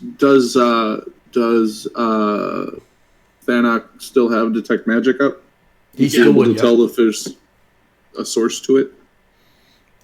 There's kind of everywhere. It's imbued right into the stones, but this wall down here to the west is definitely glowing with transmutation magic. Hey, as an aside, Othig, that 5 that's on you, you already have that built into your 121. Like, we always have an extra 5. That makes sense? Yeah, you should remove the... I didn't know if you have I that. didn't even know why that's on there. Because he just I re-aided you. Oh, okay. Huh. What do you guys want to do? move forward. Enter into the trial. All right. Sally forth. Press on. So you guys sally forth, and you get down here to the end of the hallway. And on this far wall, there is a hieroglyph of a scale. On one side of the scale, there is the depiction of a ruler, maybe an emperor or a king. On the other side is a commoner. Above the scale is a winged figure carrying 10 weights in her hands. Are the weights even? Like, is it on a scale, or... The scale right now is even. The winged figure flying above it is carrying 10 weights. They do look artsy-wise, evenly distributed. It's a pretty artsy thing, so it's not perfect, but it's even enough.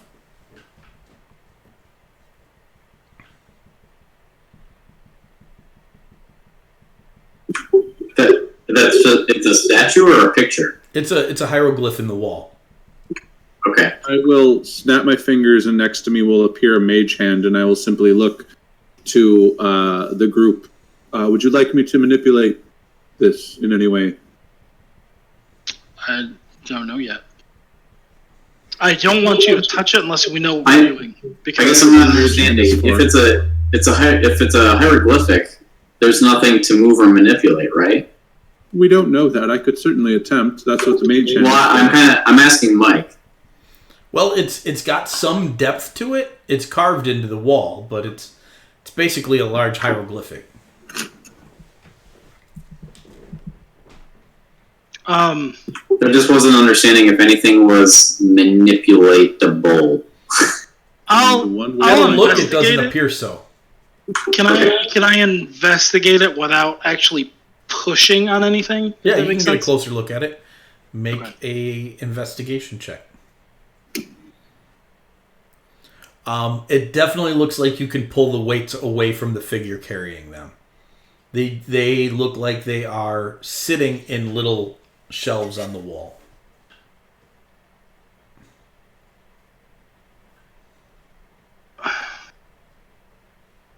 So they could be added to either side of the scales? My Not guess quite is sure if we, yet.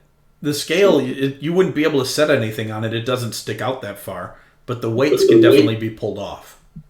Okay. I believe, and please, if I'm interrupting, let me know. I believe that if we put the weights to one side, one of these two doors will open. However, my assumption is that once we go one direction, we will not be able to return. Yep. I would vote commoner. Yeah. What were the two pictures Commoner again? or emperor? Yeah, commoner or emperor. Well, we were just told we were entering the Hall of... Rulers. So, maybe not? Unless the commoners really rule everyone. Well, That's just a modest opinion. I think it's more on how you view I think it's more on how we view, rulership. Do the people? Does it work that the people rule and the emperor is just the person in charge, or is it that the emperor rules and the people are subjects? I think that's I think that's a matter of opinion. Exactly. I mean, it's not a we matter get to, of opinion. We get to make the It's opinion choice. a different form of government. One's a democracy and Yeah. one's an empire. Yeah. Sure. But some people may disagree with you. I mean, they could disagree with me, but that wouldn't make them right. Sure. I know a pit fiend that might disagree with you just for the fun of it. I mean, but he lost that argument, if you correctly. Apparently I don't. What do you guys want to do? Well, we sided with the Emperor, so... If we're in the Hall of Rulers, that's what he said, right? He said Hall of Rulers? Did say the Hall of Rulers. Hall of Ruleship. Rulership. Oh, rulership. It's a ship filled with rulers. God, that is a dumb ship. Let's...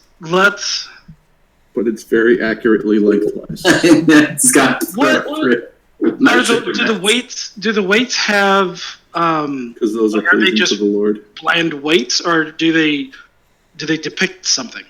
They look like the type of weights that a merchant would use to balance their scales. But they don't, in specific, each one does not depict anything. So it's not like these weights. I wish Money. No. I wish Nate were here so I could look at him and spurt. Tony, does Tony know what I'm gonna say? So I could look at him and say, Test it. "Yes, yeah, you know too. Of course, you know." Yep. So what do you want to do? Hates them.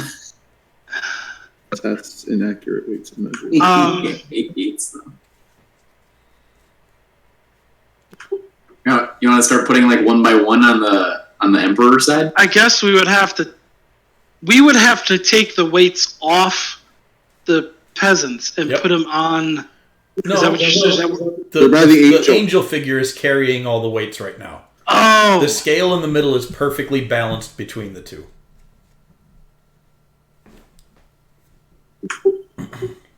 so let's put them on the. So just put one on the Emperor side and see what happens. Okay, so you pull one off.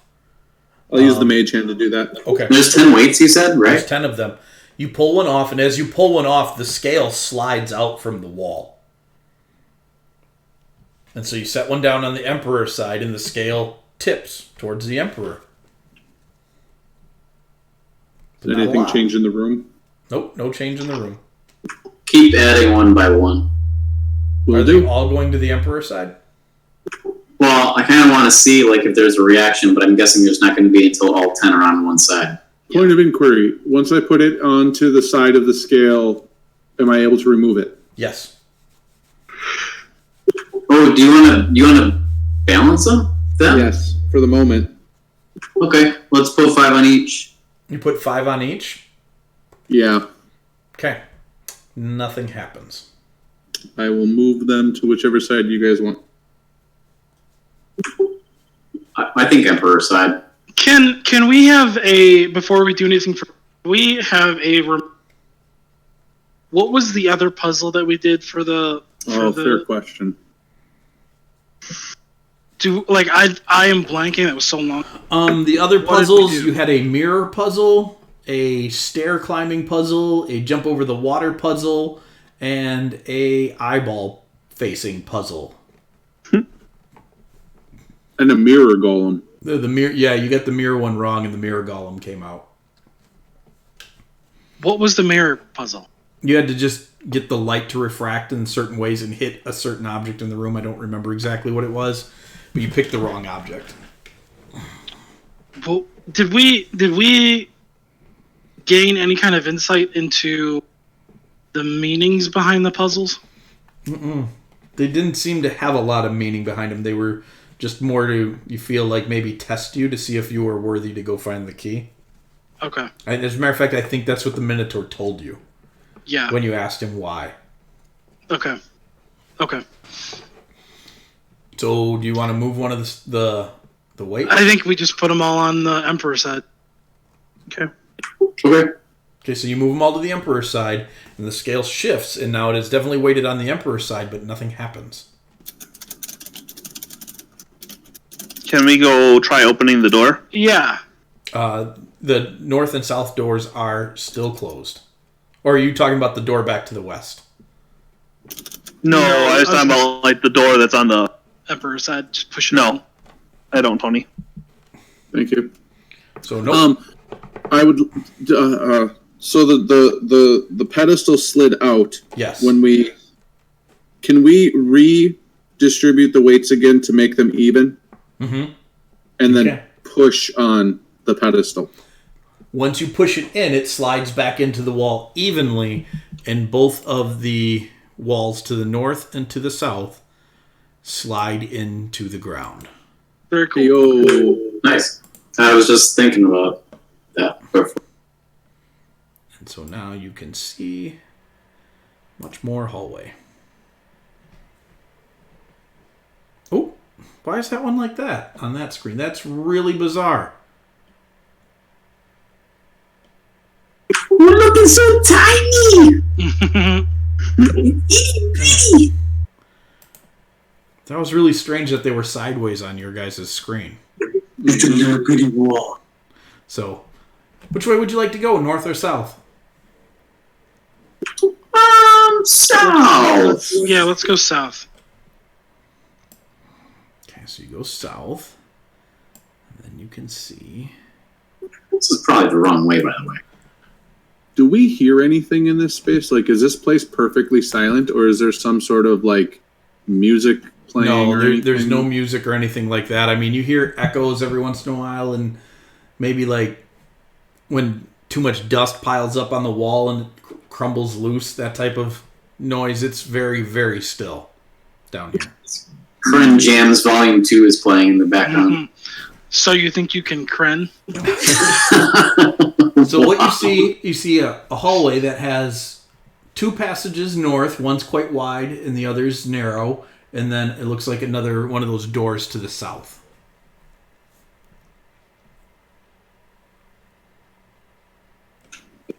This isn't anything? That's definitely an alcove door, but it is solid stone like the two that were on either side of the scale. So it does not... You can spin it, but you cannot move it. I'm going to check for traps. You are fairly certain there are no traps. Do you want to push me through? You want me to go through? I'm going to go through. Okay. Go through where? You said that like turns? No, it does not. The token does, but for the dwarves, it does not. Okay. Thanak, do you ever look for secret doors? Is that a thing you do?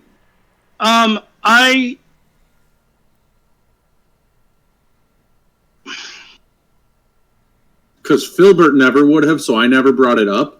Geoffrey definitely is always looking for secrets, so he's going to ask Master Thanak. I think, I don't know, honestly, it's one of those things, generally doors are perception, and my perception is terrible. Does Mavamine's got a good perception, right? But, gosh, we're crafters, so it's not like we wouldn't, we would understand that they are things. You want to build some in your keep. Yeah. You do understand. I've got a great perception. Geoffrey will, I guess, be on the lookout for hidden doors. Okay. So, Thanak, you'll be on your own for traps. Geoffrey's going to keep an eye out for... Oh, that's fine. That's fine. I just looked. Currently, you do not see any secret doors. You do see this wall that looks like it's got a door carved into it, but you don't know how to open it, so that must be a secret. So you're pretty successful. From a certain point of view. Where do you guys want to go? Please just make a decision. Let's go this way. Okay. So you guys go this way, and you peek into this room here, and this is a room... It's hard to say what it looks like. There are 7 statues lined up against the back wall, and there is a large lion statue on a dais. On a dais. On a dais. Lion on a dais.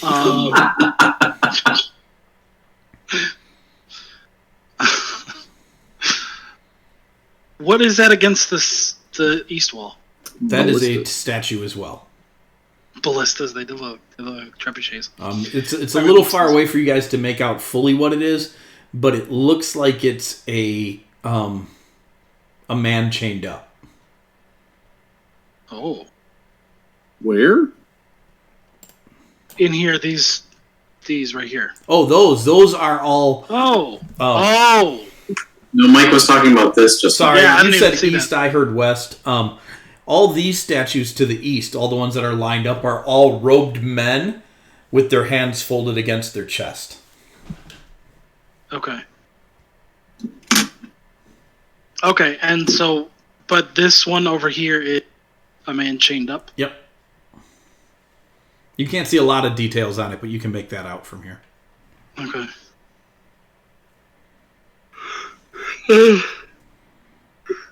Excuse me, which way? Up or... I don't want to go to the thing about a man being chained up. Okay. All right, so you guys head down there. Hey, Mike, with my trap check, do you want me to just keep making trap checks, or should I make one general trap check for the... When the situation changes, that's when we make a new one. Okay. So, other than that, then I'm if we're just still exploring this hallway and not going into a room, I'm still going off your other one. Okay, cool. And I would let you know if you find one. Okay. All right, so you guys poke your way further down this way, and you realize this is a hallway full of statues. And then there's a pillared archway in the middle there. And the pillars are carved to look like angels, and they're arcing their hands together. That's what makes the arch, and their wings are carved over the arch.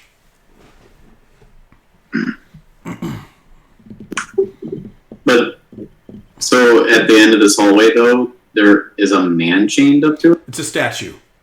And you can see these other two statues pretty clearly here. The one just north of the man is... it looks like a bunch of starving people being given food. It's a conglomeration of a statue. The one across from that is a statue of a man with his hands against his head, and it looks like he's thinking very hard about something.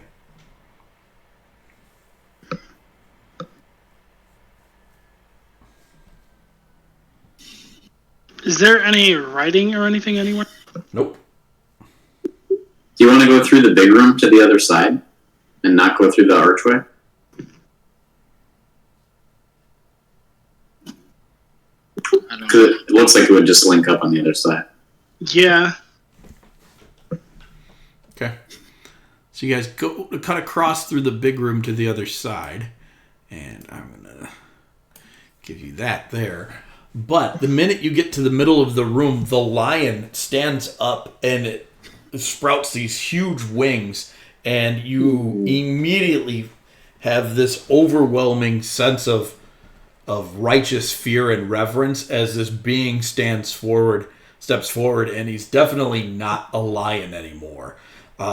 He's got blazing, radiant hair and features that are just blow you away. And he welcomes you to the Hall of Rulership. I think I'll bow. Okay. You bow. I'm, definitely taking a knee. I don't think any of us would do that. Jeffrey absolutely will. Done this Geoffrey stuff before. I don't think any of us would. I would, however, take the same stance as the statues. Okay.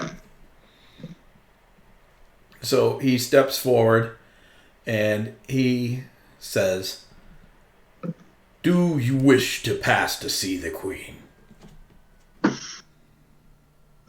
And ask him if we are worthy to see the Queen. That is yet to be determined. Of course they're worthy. They're the granite packs. We do wish to see the Queen. Very good. Can I tell him about the vision that I had, the dream that I had? You can. And Okay, I tell him. you tell him his emotionally doesn't change at all. Like his face is straight. But he says, "That surprises me. You are considered favored. She must believe you can succeed. In these halls you will find 7 trials. You must convince the judges that you are worthy to pass beyond. You need not succeed in all of them. although you may want to. For in this court, majority rules. And he steps back. Should you fail in your task, you still have the option of trial by combat. And he turns back into a lion. Matt just chuckles. That's always his trial. Nice. Always an option. As far as I'm aware, that's the only option. And so you guys begin to hear the grinding of stone from all around you, all over the place in this place. It's loud. And you can see that this door here has opened. Okay. And you can see into that hallway a little bit there. Is he still stone? He didn't look stone when he was speaking to you. He has transformed back into the lion statue. Yeah, he said he transformed back into the statue. Okay. Maybe we should start by going and looking at all the different statues in the hallway. That's what I was thinking. Yeah. Okay. So, which ones did you find so far? You found the chained man. Man chained up, people being given food, someone in deep thought. Someone in deep thought. You find a man, or you find an executioner's noose being carried by some angry people. You see two armies clashing, and what's the last one? And you see a man holding a handful of coins. Mav was going to jot them down. Okay. I think to chop them down. Yes. No, please don't do that. Some radiant bolts just to chop them down. Yeah. Yeah. Okay. So you make some notes of the different statues you find here. You can also see, since you're in that hallway, you can see now that this door is open as well. This one would have been open. You can see. Actually, you just figure out that several of the doors here have all now opened up. Can I look at these statues? Because he said there's 7 trial, and there's 7 of these statues. Can I look? Are they... No, there's only 6 statues, correct? No, these... No, there's 7. There's 7 judges. Those. Can I... Is there any... Are they identical statues? Yes, the judges are all identical. And to be clear, I might have said 7 trials. There are 6 trials and 7 judges. Oh, okay. Sorry. Okay. Hey, Mike, I just wanted to write them down, but I got the man chained up, people being given food, man in deep thought, people carrying an executioner's noose, armies clashing, and what was the other? A man with a handful of coins.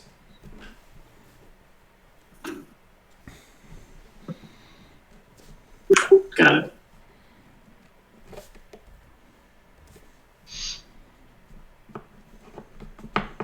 Well, I guess we should probably pick a direction. Maybe grab something to drink. Yeah, I don't know if there's necessarily any... Decision made. I don't think there's any specific... Decision made. Any correlation between which way and which statue that we have available to us. Were you just trying to get insight into if we could get like a precursor of what any of the trials would be? Is that what you were trying to do? With the statues, yeah. You should say that. The 7 judges, that's what I was... They're identical, so there's nothing to find. All right. When you guys enter into this room, you can see that there's something written on the far back wall, but you cannot make it out from here. And how far away is that? So each of these 40 feet? 5 feet? 30, 40 feet. Okay. Mav will approach. All right. It's written? Yep, something is written on the far back wall. Okay. So as you guys approach the back wall, the entire floor, and it doesn't do it quickly. It does it very slowly. It begins to sink down, so it is at an extraordinarily steep angle. It's at like a 70-degree angle. And oil begins to leak out of vents on the side of the room and coat the slope. And the words begin to glow. And at first it's in a language most of you can't read. I believe Mav can speak Celestial, though, correct? He can. So you can see it's a list of questions and in things like that. And as you guys look at it, you can't read it at first, but then it translates into Dwarvish and Common. And the first question that you can read is, it says, a book or a sword? Choose, and why? A book. Okay. The ground moves up a little. And, not yet. Why? Why a book? Because knowledge without... a weapon without knowledge is mightier than the sword. Is worthless. The writer in the room will speak up. Yeah. The pen is mightier than the sword. So the room rises a little bit. The next, an arcane symbol and a divine symbol. Choose and why. Divine. Yeah. It is a gift, whereas arcane is just them thinking that they know how to do something. I disagree. I seduce it. The arcane caster in the besides the bard, the arcane caster in the room would also agree divine magic. So the room stays where it's at. There is an eye and an ear. Choose and why. I would choose an ear. You go to speak and nothing comes out of your mouth. You are silent. It didn't like my answer. It didn't like your answer. Oh, maybe it's because you already spoke. Can I say something? You cannot answer the question either. Yep. So you could have answered the last question either. Yeah, you're right. I couldn't have. So an eye or an ear shows up. Yep. I will choose an ear because I am an orator and I don't rely on the visuals, and I will. That's basically what I will say. Okay. The room does not move. There is a treasure and a farm. This one's on you, Ryan.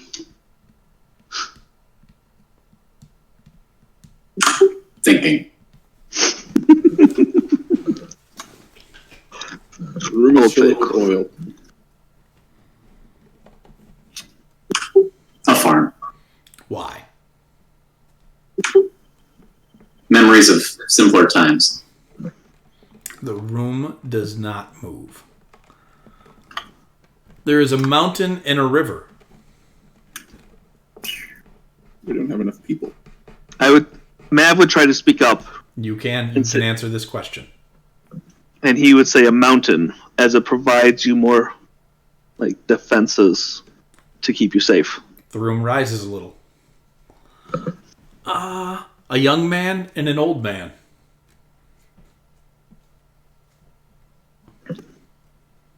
Looks like an old man. Age before beauty. Is that what you're answering? Yeah. The room sinks. Yeah. I'm not a wise bard. Jeez. There's an hourglass running forward and an hourglass running backwards. Oh. I would say forwards. Why? Because that's the natural. The room rises a good amount. There is the heavens and there are the earth. Ryan, you're the only one who can answer this one. The earth. Why? Because that's the world in which we live in. The room rises slightly. You're at about a 30-degree angle now. There is a poor family receiving wealth and a rich family becoming poor.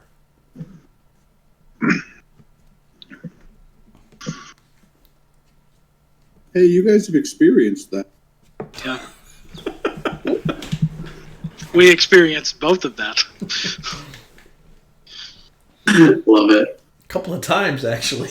Yeah. Couple of times. This one's open to anybody.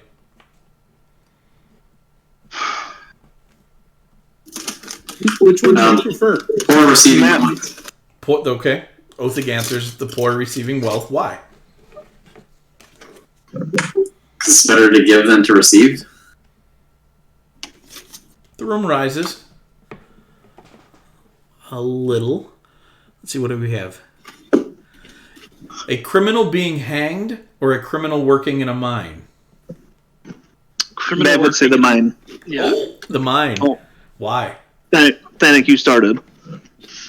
I think we were both going to say the mine, though. Yeah, we were both going to say the mine.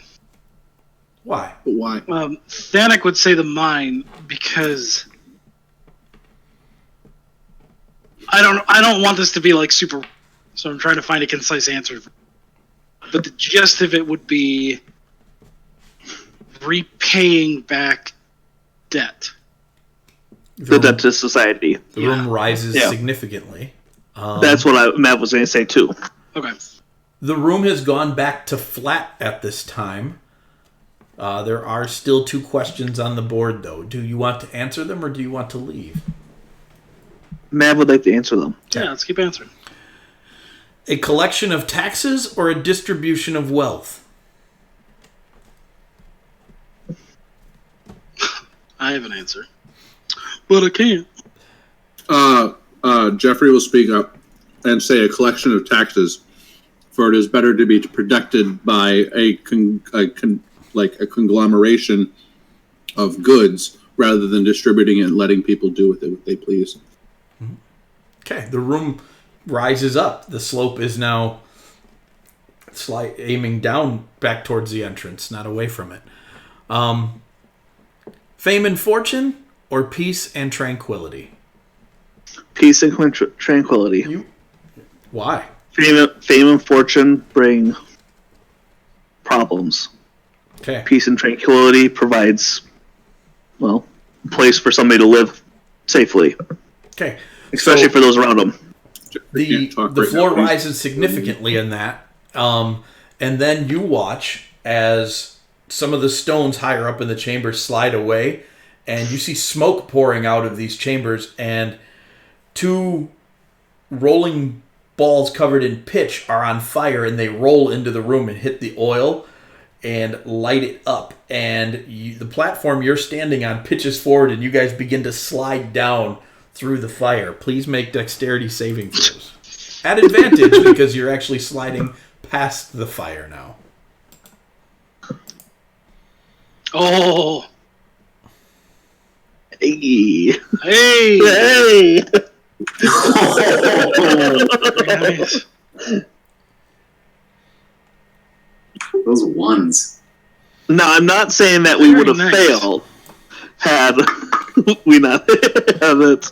However, So you all get scorched up a little bit. 1 to 3 to 6. You only take 2 points of damage from the fire. You actually take more from sliding into the wall at the bottom than you do from the flames. And then you hear the voice of the celestial that spoke to you before that says, "No one makes these choices and leaves unscathed, even when the slope aids you." And then you hear some grinding of stone from that other room. All right.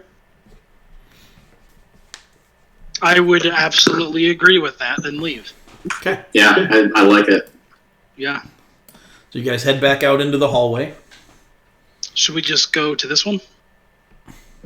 I That would one's like to still actually closed. I would like to see what the stone from the central. Yeah, I did want to see what direction something turned in.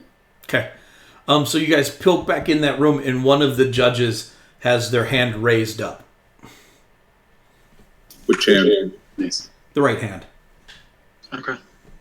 Fair enough. So do we just go to this one then? Yeah, just keep going around, I would imagine. The way you said that, Ryan, all I heard was I heard round eye, and I don't know what you actually said, but all I said just keep going around. Keep going round eye. So, I wrote out what these tiles all represent because I didn't want to deal with you guys misunderstanding symbols. Yeah. But the tiles in the center of this room seem to represent starving people. There are 8 baskets of food along the far wall. The pictures depict a king, a queen, a prince, a bride. It looks like the bride of the prince. They're facing each other. A lord, a lady, who are looking at the bride. A knight, a priest, a scholar, a smith, an elder, a farmer, and a wife who's looking at the farmer, and they are both looking at a baby.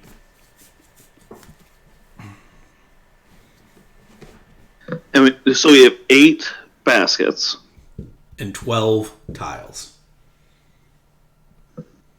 Oh, we do have them all written. Okay. I don't know if this is where you got this, but in my psychology class, I had a very similar experiment.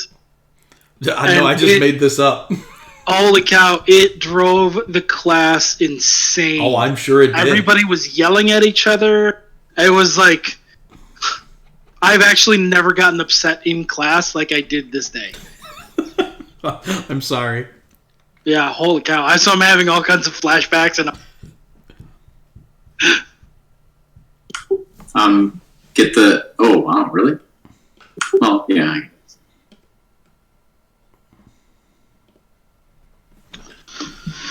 Oh, Are you just kind of like going for it? Is that what you're doing?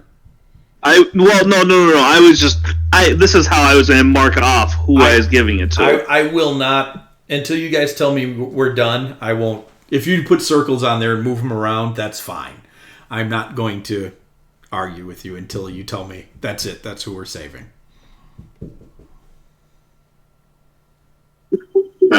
That's one too many. what's the... We have 8. I am marking Geoffrey's. So you guys are marking choices. 2 different... I'm marking Geoffrey's choices, and if asked, I will give my reasoning. But this is who I am suggesting we...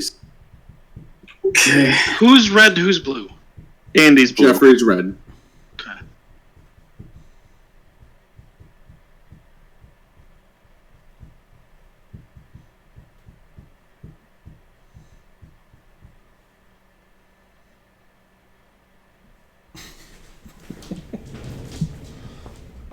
Gosh, I'm already having... Yeah. It's a hard choice. It is.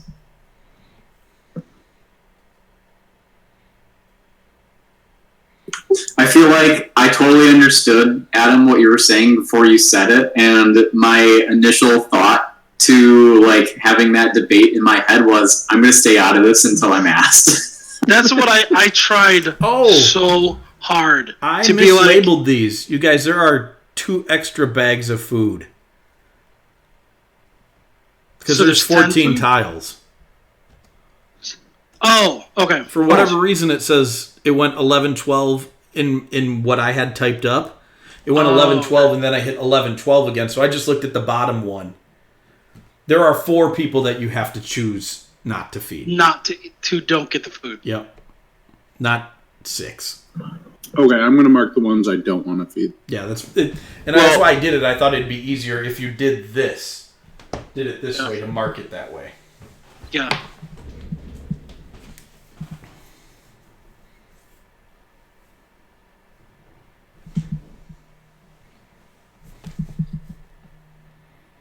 I'm going to use this opportunity to go to the bathroom while you guys are...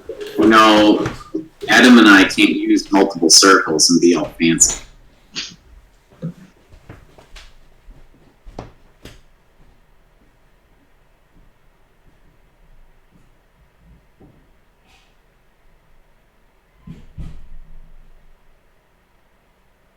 Are you still thinking about it, Adam? Yeah. It's like I hate this. I hate this because there's not enough information to make any kind of real decision. Nope, there's not. And so it's all 100% arbitrary. Yeah, Based on their title. It's no. Well, I don't even think that. I mean, I think it's subjective based on like what you. It is. It is 100% subjective to what you feel about the. Well, not only There's no real not only what you information. feel, but it's like how you You think. let the baby die? I don't know. Maybe the baby's already gonna die. See, that's true. Like it doesn't say anything about the health of the baby. We can't hear you, Tony. I'll say this specifically. Geoffrey has a very specifically like humanistic point of view, like survival of the masses. That's the way he was trained. I mean, he was raised as a eunuch in the king's court. Right, and that makes sense. And I would argue for that decision. That was the wrong. Problem is that based on these titles, they don't have anything to do with survival of the fittest. See, here's the question. King and Queen, their heirs are presumably the prince and the bride. Or is it a different prince and bride?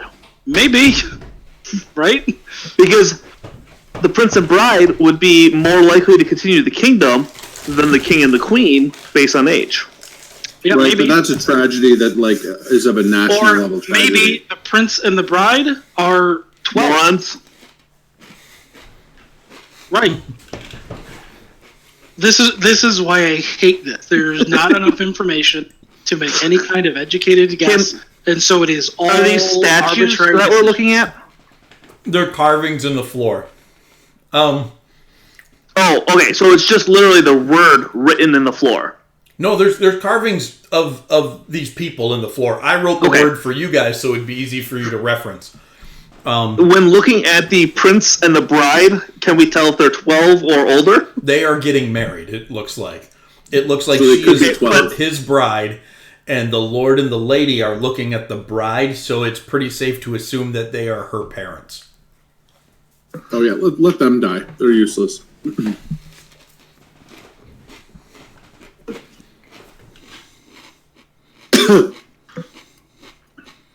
Oh wait, I put this on. Adam, I'm eating goat treats. Goat treats? Triscuits. Oh, it's funny because that was my immediate thought with those stupid, gross, and I was like, they look just like Triscuits. Guys, I found the only two answers that matter. What are they?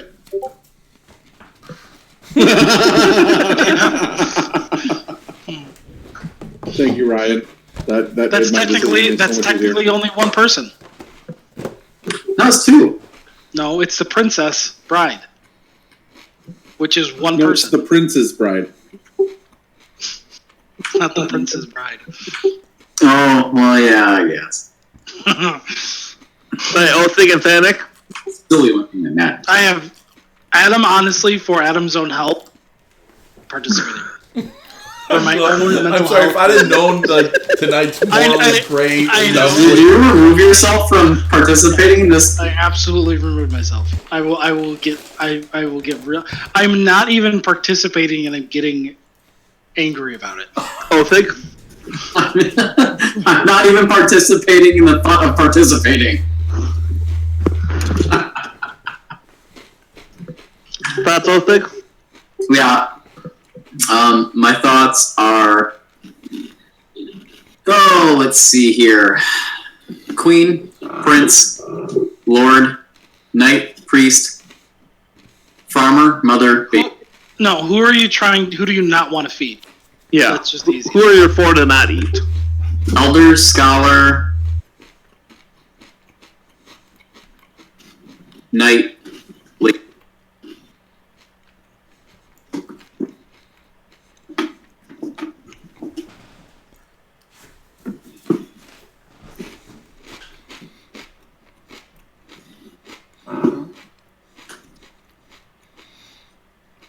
So elder, you wanted elder, scholar, knight, and baby? Lady. Lady. Those don't eat.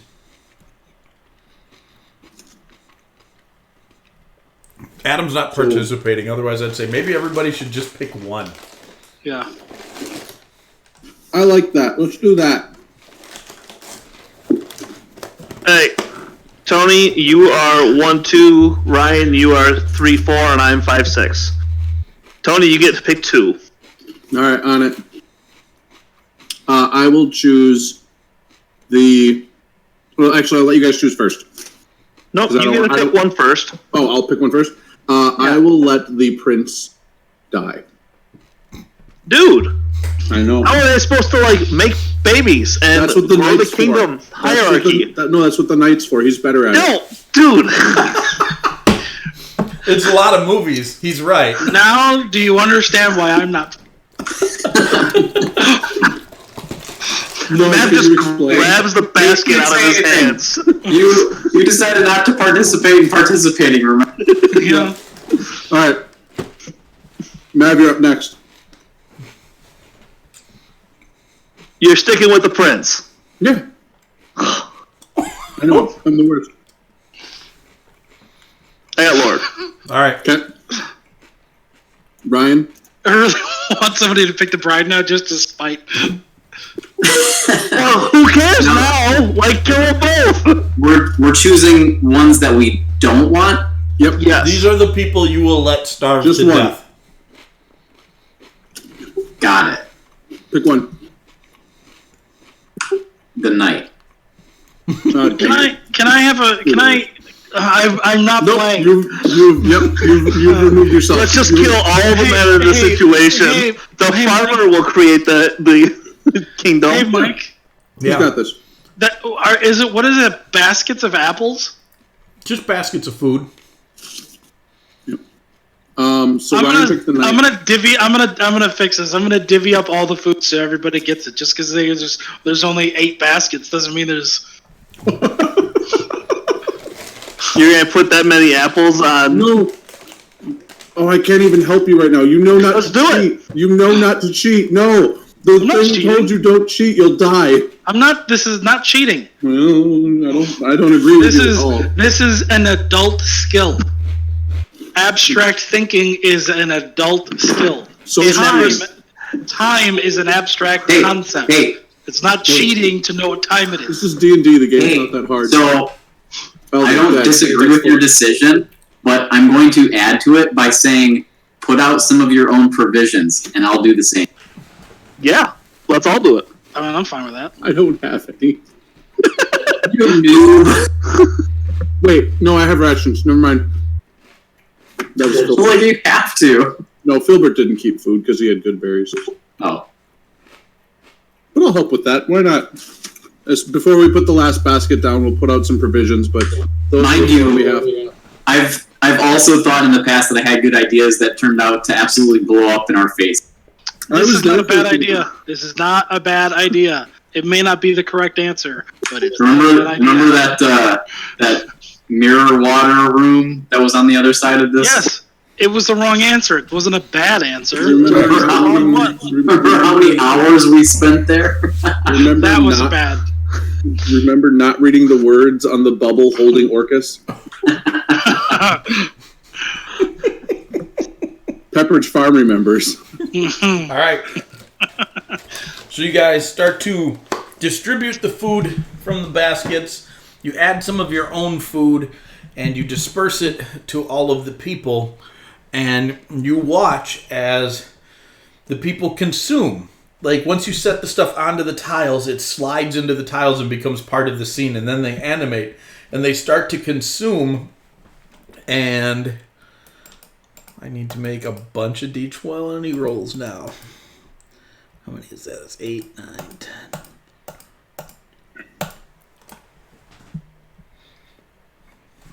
And Geoffrey's dead. Geoffrey is disintegrated into ash. You watch as can you remove the markers, please?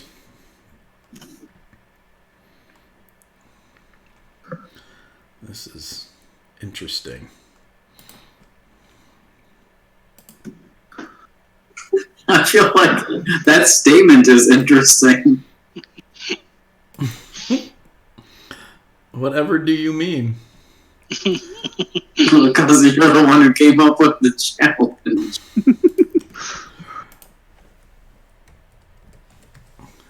I'm going to need you guys to roll initiative as you watch as multiple of the people on the board wither and die. Who dies? Let's see. It was the Queen.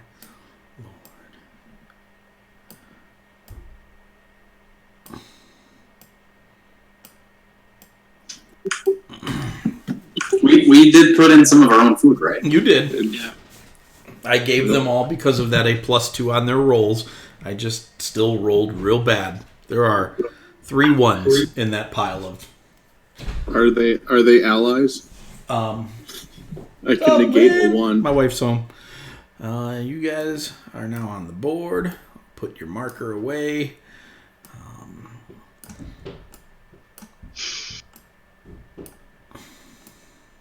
Although I don't know if that's how that's going to be, what that dude looks like there. You guys put yourselves around the room how you would as you're distributing the food. I would say you're all in the room, though, when this happens. God dang it, because I want to be leaving. I hate this puzzle. Yeah, it's like, I had nothing to do with this puzzle. And then you guys can roll initiative.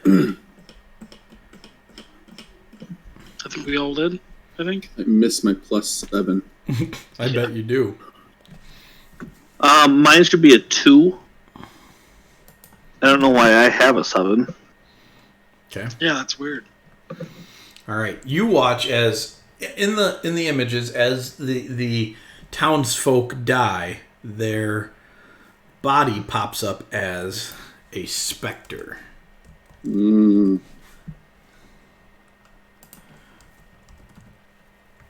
Can I be immune to the fear because I'm already angry?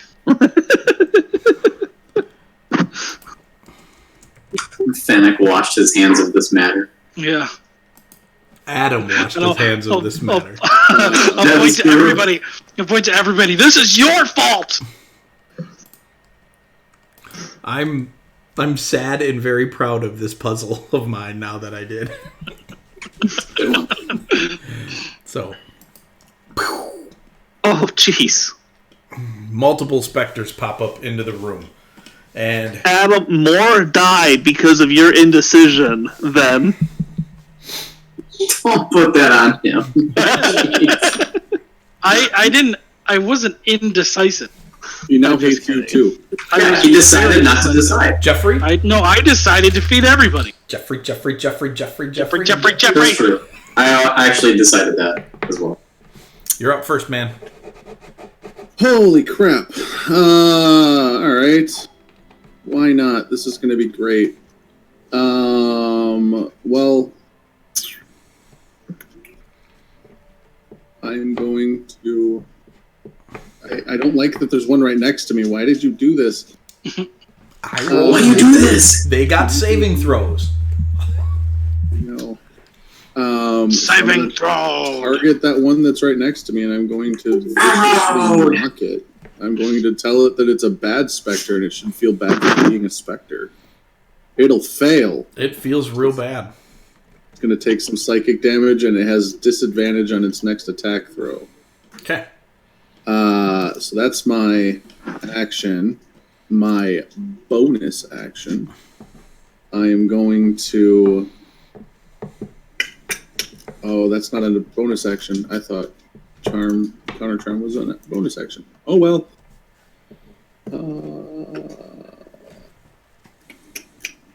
Gosh. Bardic Inspiration can be used for saving throws, correct? Yeah. Okay.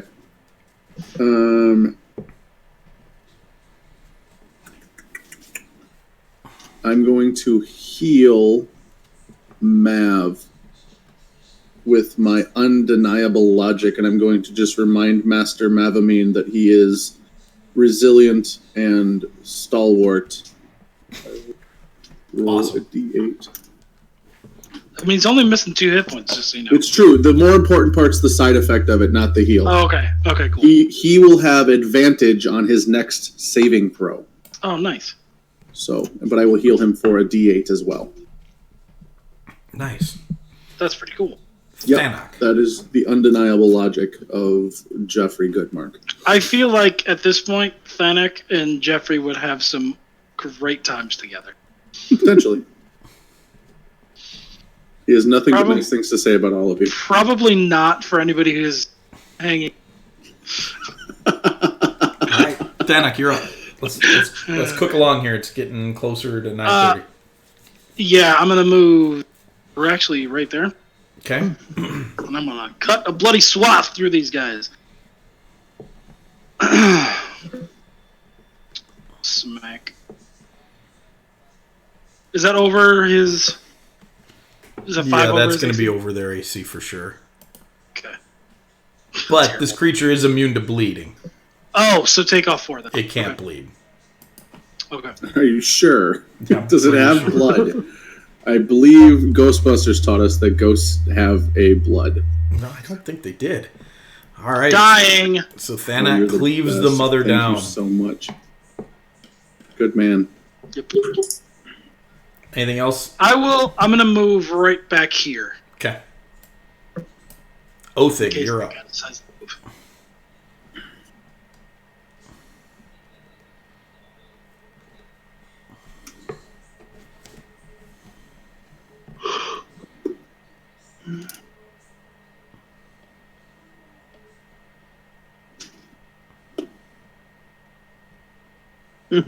Yeah, he is. All right, so you managed to put the smith down.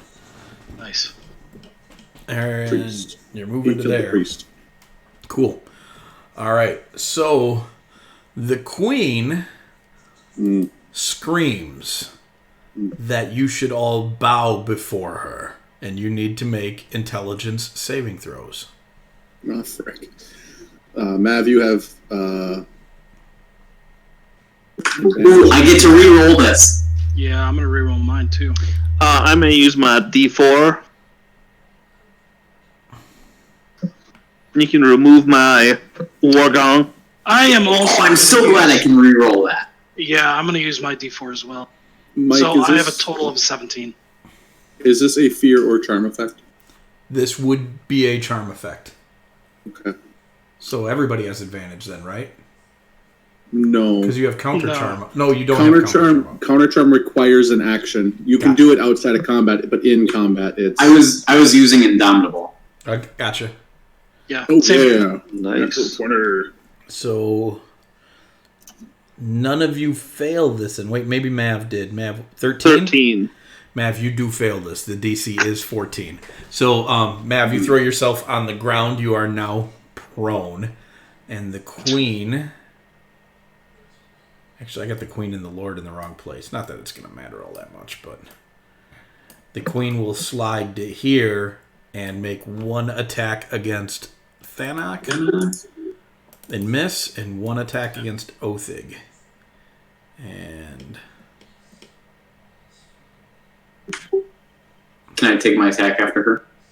yep, she will miss you as well.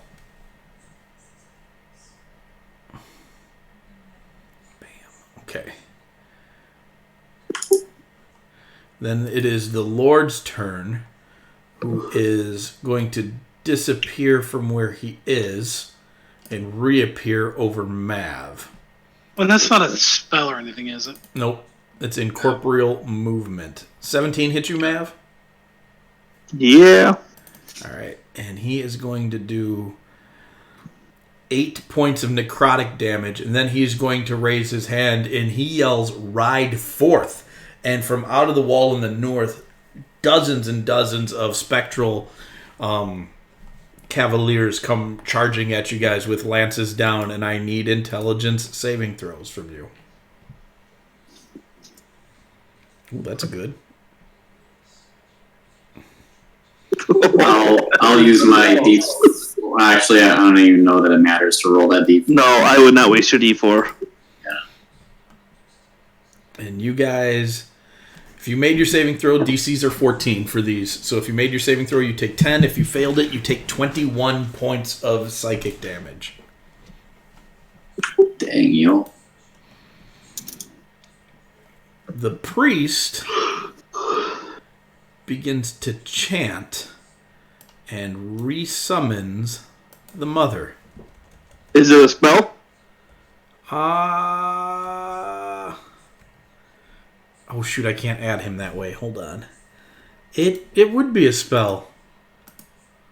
Yeah, I will. Don't yet. I will. What level spell is it?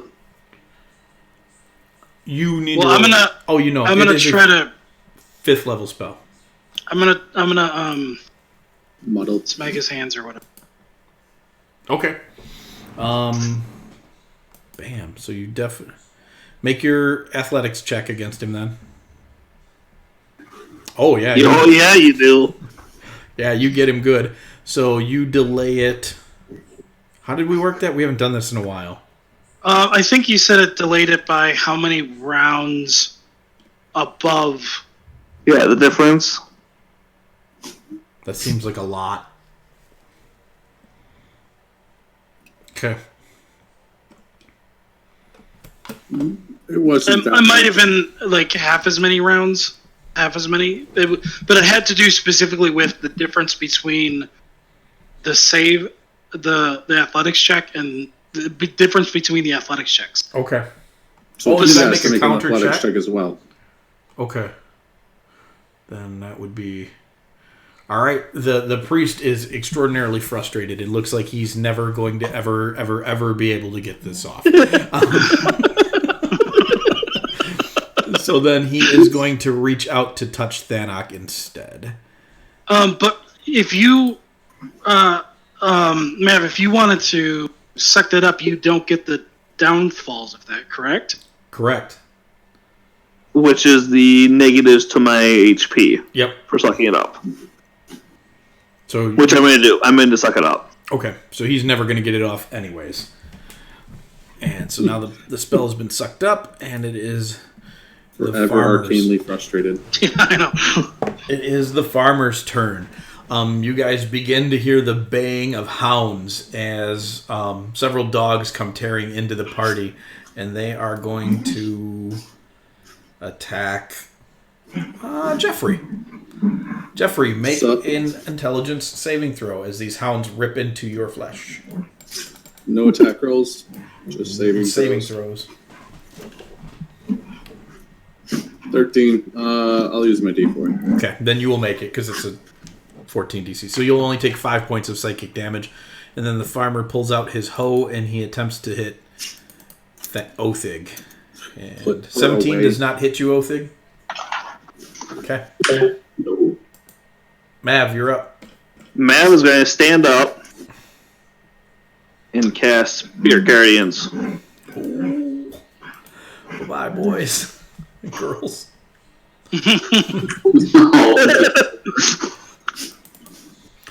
So the queen goes down and your spirit guardians tear into the others. Anything else, Mav? Oh, that's it. All right. Geoffrey.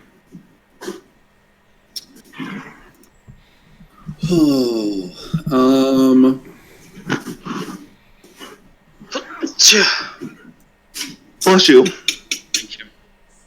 I am going to viciously mock the Lord and tell him he is a terrible ruler and that he should just get back in his painting already. And You're like, you're so fake, people can see right through you. Ah! Yep. That's terrible. That was absolutely unbearable. Yep. And then I am going to use my undeniable logic and say to him, "See, I told you so." And he'll take 1 point of psychic damage, and then make him make a save that he will fail. So his next attack will be at disadvantage. Oh, all right. Cool. You won't have a next attack. Thanok. It is a little unlikely. These guys don't have a high AC, and these boys are clean and hot. Othing's like, chop, chop, chop. Hold on. I can negate that. That's good. Okay, well, because that's... You did not automatically fail. Okay, so I just re-rolled. Is that correct? Yep. Yeah. And then So you'll then hit with that roll then. Okay. How many times a day can you do that? As many as I want. I just can't. Then again, I cannot use my lucky treat for myself until the end of my next turn. So it removes my ability to use lucky at all for an entire round. So anytime somebody rolls a 1, you can negate it? They have to be within 30 feet of me, and they have to be able to hear or see me. And it's a reaction. And it uses my reaction. So it uses my lucky resource, my reaction, and they have to be able to see and hear me. Okay, so it uses one of your lucky points. Well, I mean, yes, but the lucky is just part of being a halfling. That seems broke. Yeah. It does. That seems super broke. So you can use it every round then? Yes. Here's the thing, Mike. Every other round. You had said ago that you really liked the Xanathar feats, racial feats, and then you said specifically, except for the halfling, because that's broke. All right, look, I don't want to take that away from you because it's fun saying. that you can do that and it builds into who this character is especially. But I don't know if we can leave that in the unlimited use category. I mean, let's play with it for a while and let's see how often it comes up. Because I don't mind you doing it on skill checks and things like that for sure. But in combat, that seems like a hefty. You want to know what I just heard? I mean, that's one roll out of 30 per round. Shield. Yeah. Shield. Yeah. Shield. So it only works if they roll a 1, and I can only do it once per round. Wait, what is it doing? Shield. Shield. That's a Shield lot, on man. top of my 25 AC. Yeah. All right. So let's move forward then. So Thanak 27, sorry. recovers heroically from his fumble and smashes through. Turns the into a specters. whirlwind. And Othig is up. I may laugh if you get that one. Right. And There's your Othig one. cuts down the last specter. And you hear the voice of the Celestial who says, "Risk has failure and rewards, and should never be used in rulership, at least not lightly." This is the room. I'm not And you sure hear if the that's a grinding good of thing or a stone. bad thing. Can we go take a look at that statue? You have a statue voting down. That one disapproved of us. No, it disapproved of Thanak. No, I was kind of thinking that. That was equally my choice too. It was a great idea to try and save more people and fight less specters than you could if I rolled terribly. But had you even saved them all, it still would have told you it wasn't worth the risk. That sometimes you just have to make hard choices. Captain Kirk would say that's BS. But his whole ability, he never would have stayed in Starfleet. It just never would have happened. It never would have happened. He's Just saying. he's not real, Adam. He is real. It's real to me. All right. So what time is it? 9:15. We got 15 minutes. We can probably get another room done. Which one do you want to do next? Where do you want to go? I say we just go straight down, yeah. Okay. Like clockwork. That door is closed, Othig. Oh, No, it's open. No, the one to the north. Oh yeah, that one's closed. well, now I want to go through it even more now. All right. This room. Cool. I like this room. This is a fun room. This is the first room I thought of when doing this. So, on the far wall of this room, you guys see there is a mural. And it's one of those murals that tells a story. So it repeats certain scenes with different characters. There is a young noble who was murdered in his bedroom. There are only 2 suspects. The servant, who is a very honest and good young man, and who was often abused by the young noble who was killed, and the noble's father, who is known to be a cruel man, given to fits of rage and anger. The youth has a strong reputation for honesty and a sweet temper, but his only alibi is that he was asleep, alone when the crime was committed. The father is well known for his cruelty and temper, but another noble, who is not his friend, vouches for his whereabouts. In the back of the room, in each alcove, there are 2 statues. One is of the boy, the servant boy with the noose around his neck, and the other is of the angry father with the noose around his neck. Next to each statue is a lever. Who's the boy? You can pull that lever. What was there was a statue or something out in the hall of a noose? Mm-hmm. What was that one? People carrying an executioner's noose. Okay, it was just people in general. It wasn't like leading to somebody. People in general was the description. Yeah, people it looked like a carrying crowd of people holding a noose.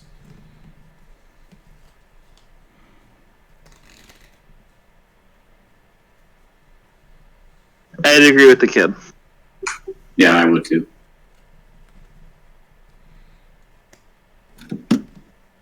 Geoffrey, you got anything to weigh in on this one? Geoffrey is really uncomfortable with this room. Aren't we all? Actually, Geoffrey... I take it back. I think it was the guy. I'm going to let Geoffrey make a perception check here. Perception? Yep. Okay. Hey, that's really good. 23. That is really good. Geoffrey, there's something odd about this mural that strikes you as you're looking at it. The scenes are all of some countryside background or someplace normal, except in the middle, there is an archway that leads to a darkened hallway. In the mural? In the mural, and it's right dead center in the mural. I'm going to use... Oh, go ahead. Yeah, and I'm letting you do this because you said you were keeping your eye out for weird things and secret doors, because that's your shtick. So you would have noticed this as being odd. I will take my mage hand and see if the wall is solid where that archway is. The wall is solid. It's not a very big piece of the background, but it's definitely out of place in the painting. Thanak, you have a decent investigation, right? Yeah. I will bring your attention to this, and I will bring you over and ask you to inspect specifically this space and see if there's anything you can find in this hidden archway, or if there's anything that you can discern specifically from this space. Yeah, no, I'll definitely look to see if there's any... Make an investigation check. Oh, that's real good. Hey. I mean, just for fun, you can do that at advantage because I'm assisting you. So, Well, I want to see if you can get a 20. And there it is. There it is. I'd also give you guidance, so you can add a D4. Why not? All right, Sure. 31. 33, I mean. 33. Okay. Well, that's basically what you needed for me to give you another hint that there was more going on here and not to put it together yourself. Thanak, you can't find anything going on weird with this painting in this archway. And you turn around frustrated and you look and you realize that the archway painted in the painting is the doorway out of this room into the darkened hallway beyond. Oh, how cool. Let's go check that out. See if there's any artwork out here that's relevant. Go ahead, Geoffrey, make investigation check or perception, a search check at advantage, because you're on to something here. Is there a mirror? Do we need to go get a mirror from the other room? 18. 18 That's is bad. just enough. You find a secret door that opens up into a hallway right here. Oh. Okay. What's in there? I'm going to go in there. Okay. Bends around a little bit, goes down here, goes up a small set of steps, and it looks like there are scrunched in the corner 2 holes covered right about where the statue's eyes would be of the boy. Oh, I'm going to look through them and see what they're looking at. Okay, you look through, and as you look through, you see the painting animate. And it's different than the story you were able to put together just by watching it. And you realize there are things that are happening before and in between. And the father comes to the servant and pays him to murder the son. Ooh. And so the boy goes and does it. He gonna get it.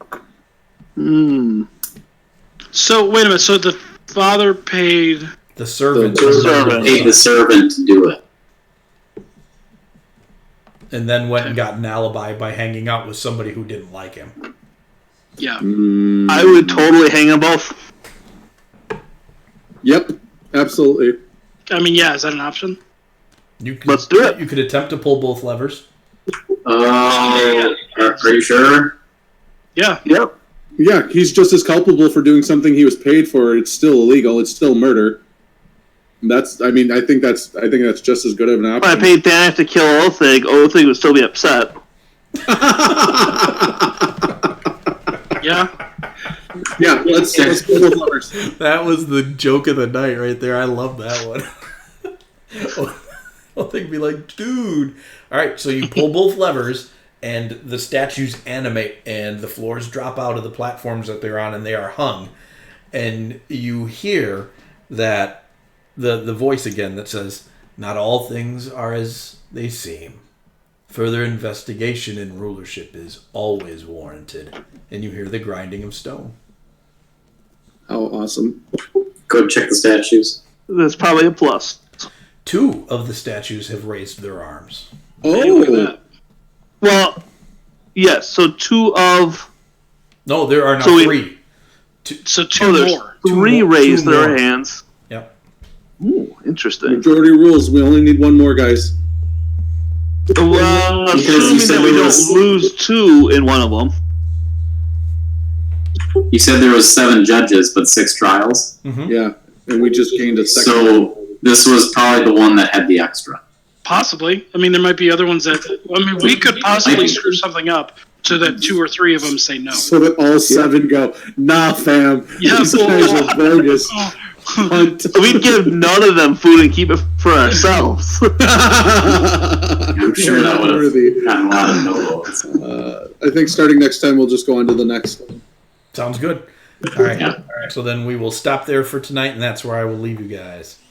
Cool. I like it. Alright, have a good night, guys. Excellent. All right, later, guys. Good night, guys. Good night, everybody. Where'd my button go? There's my button.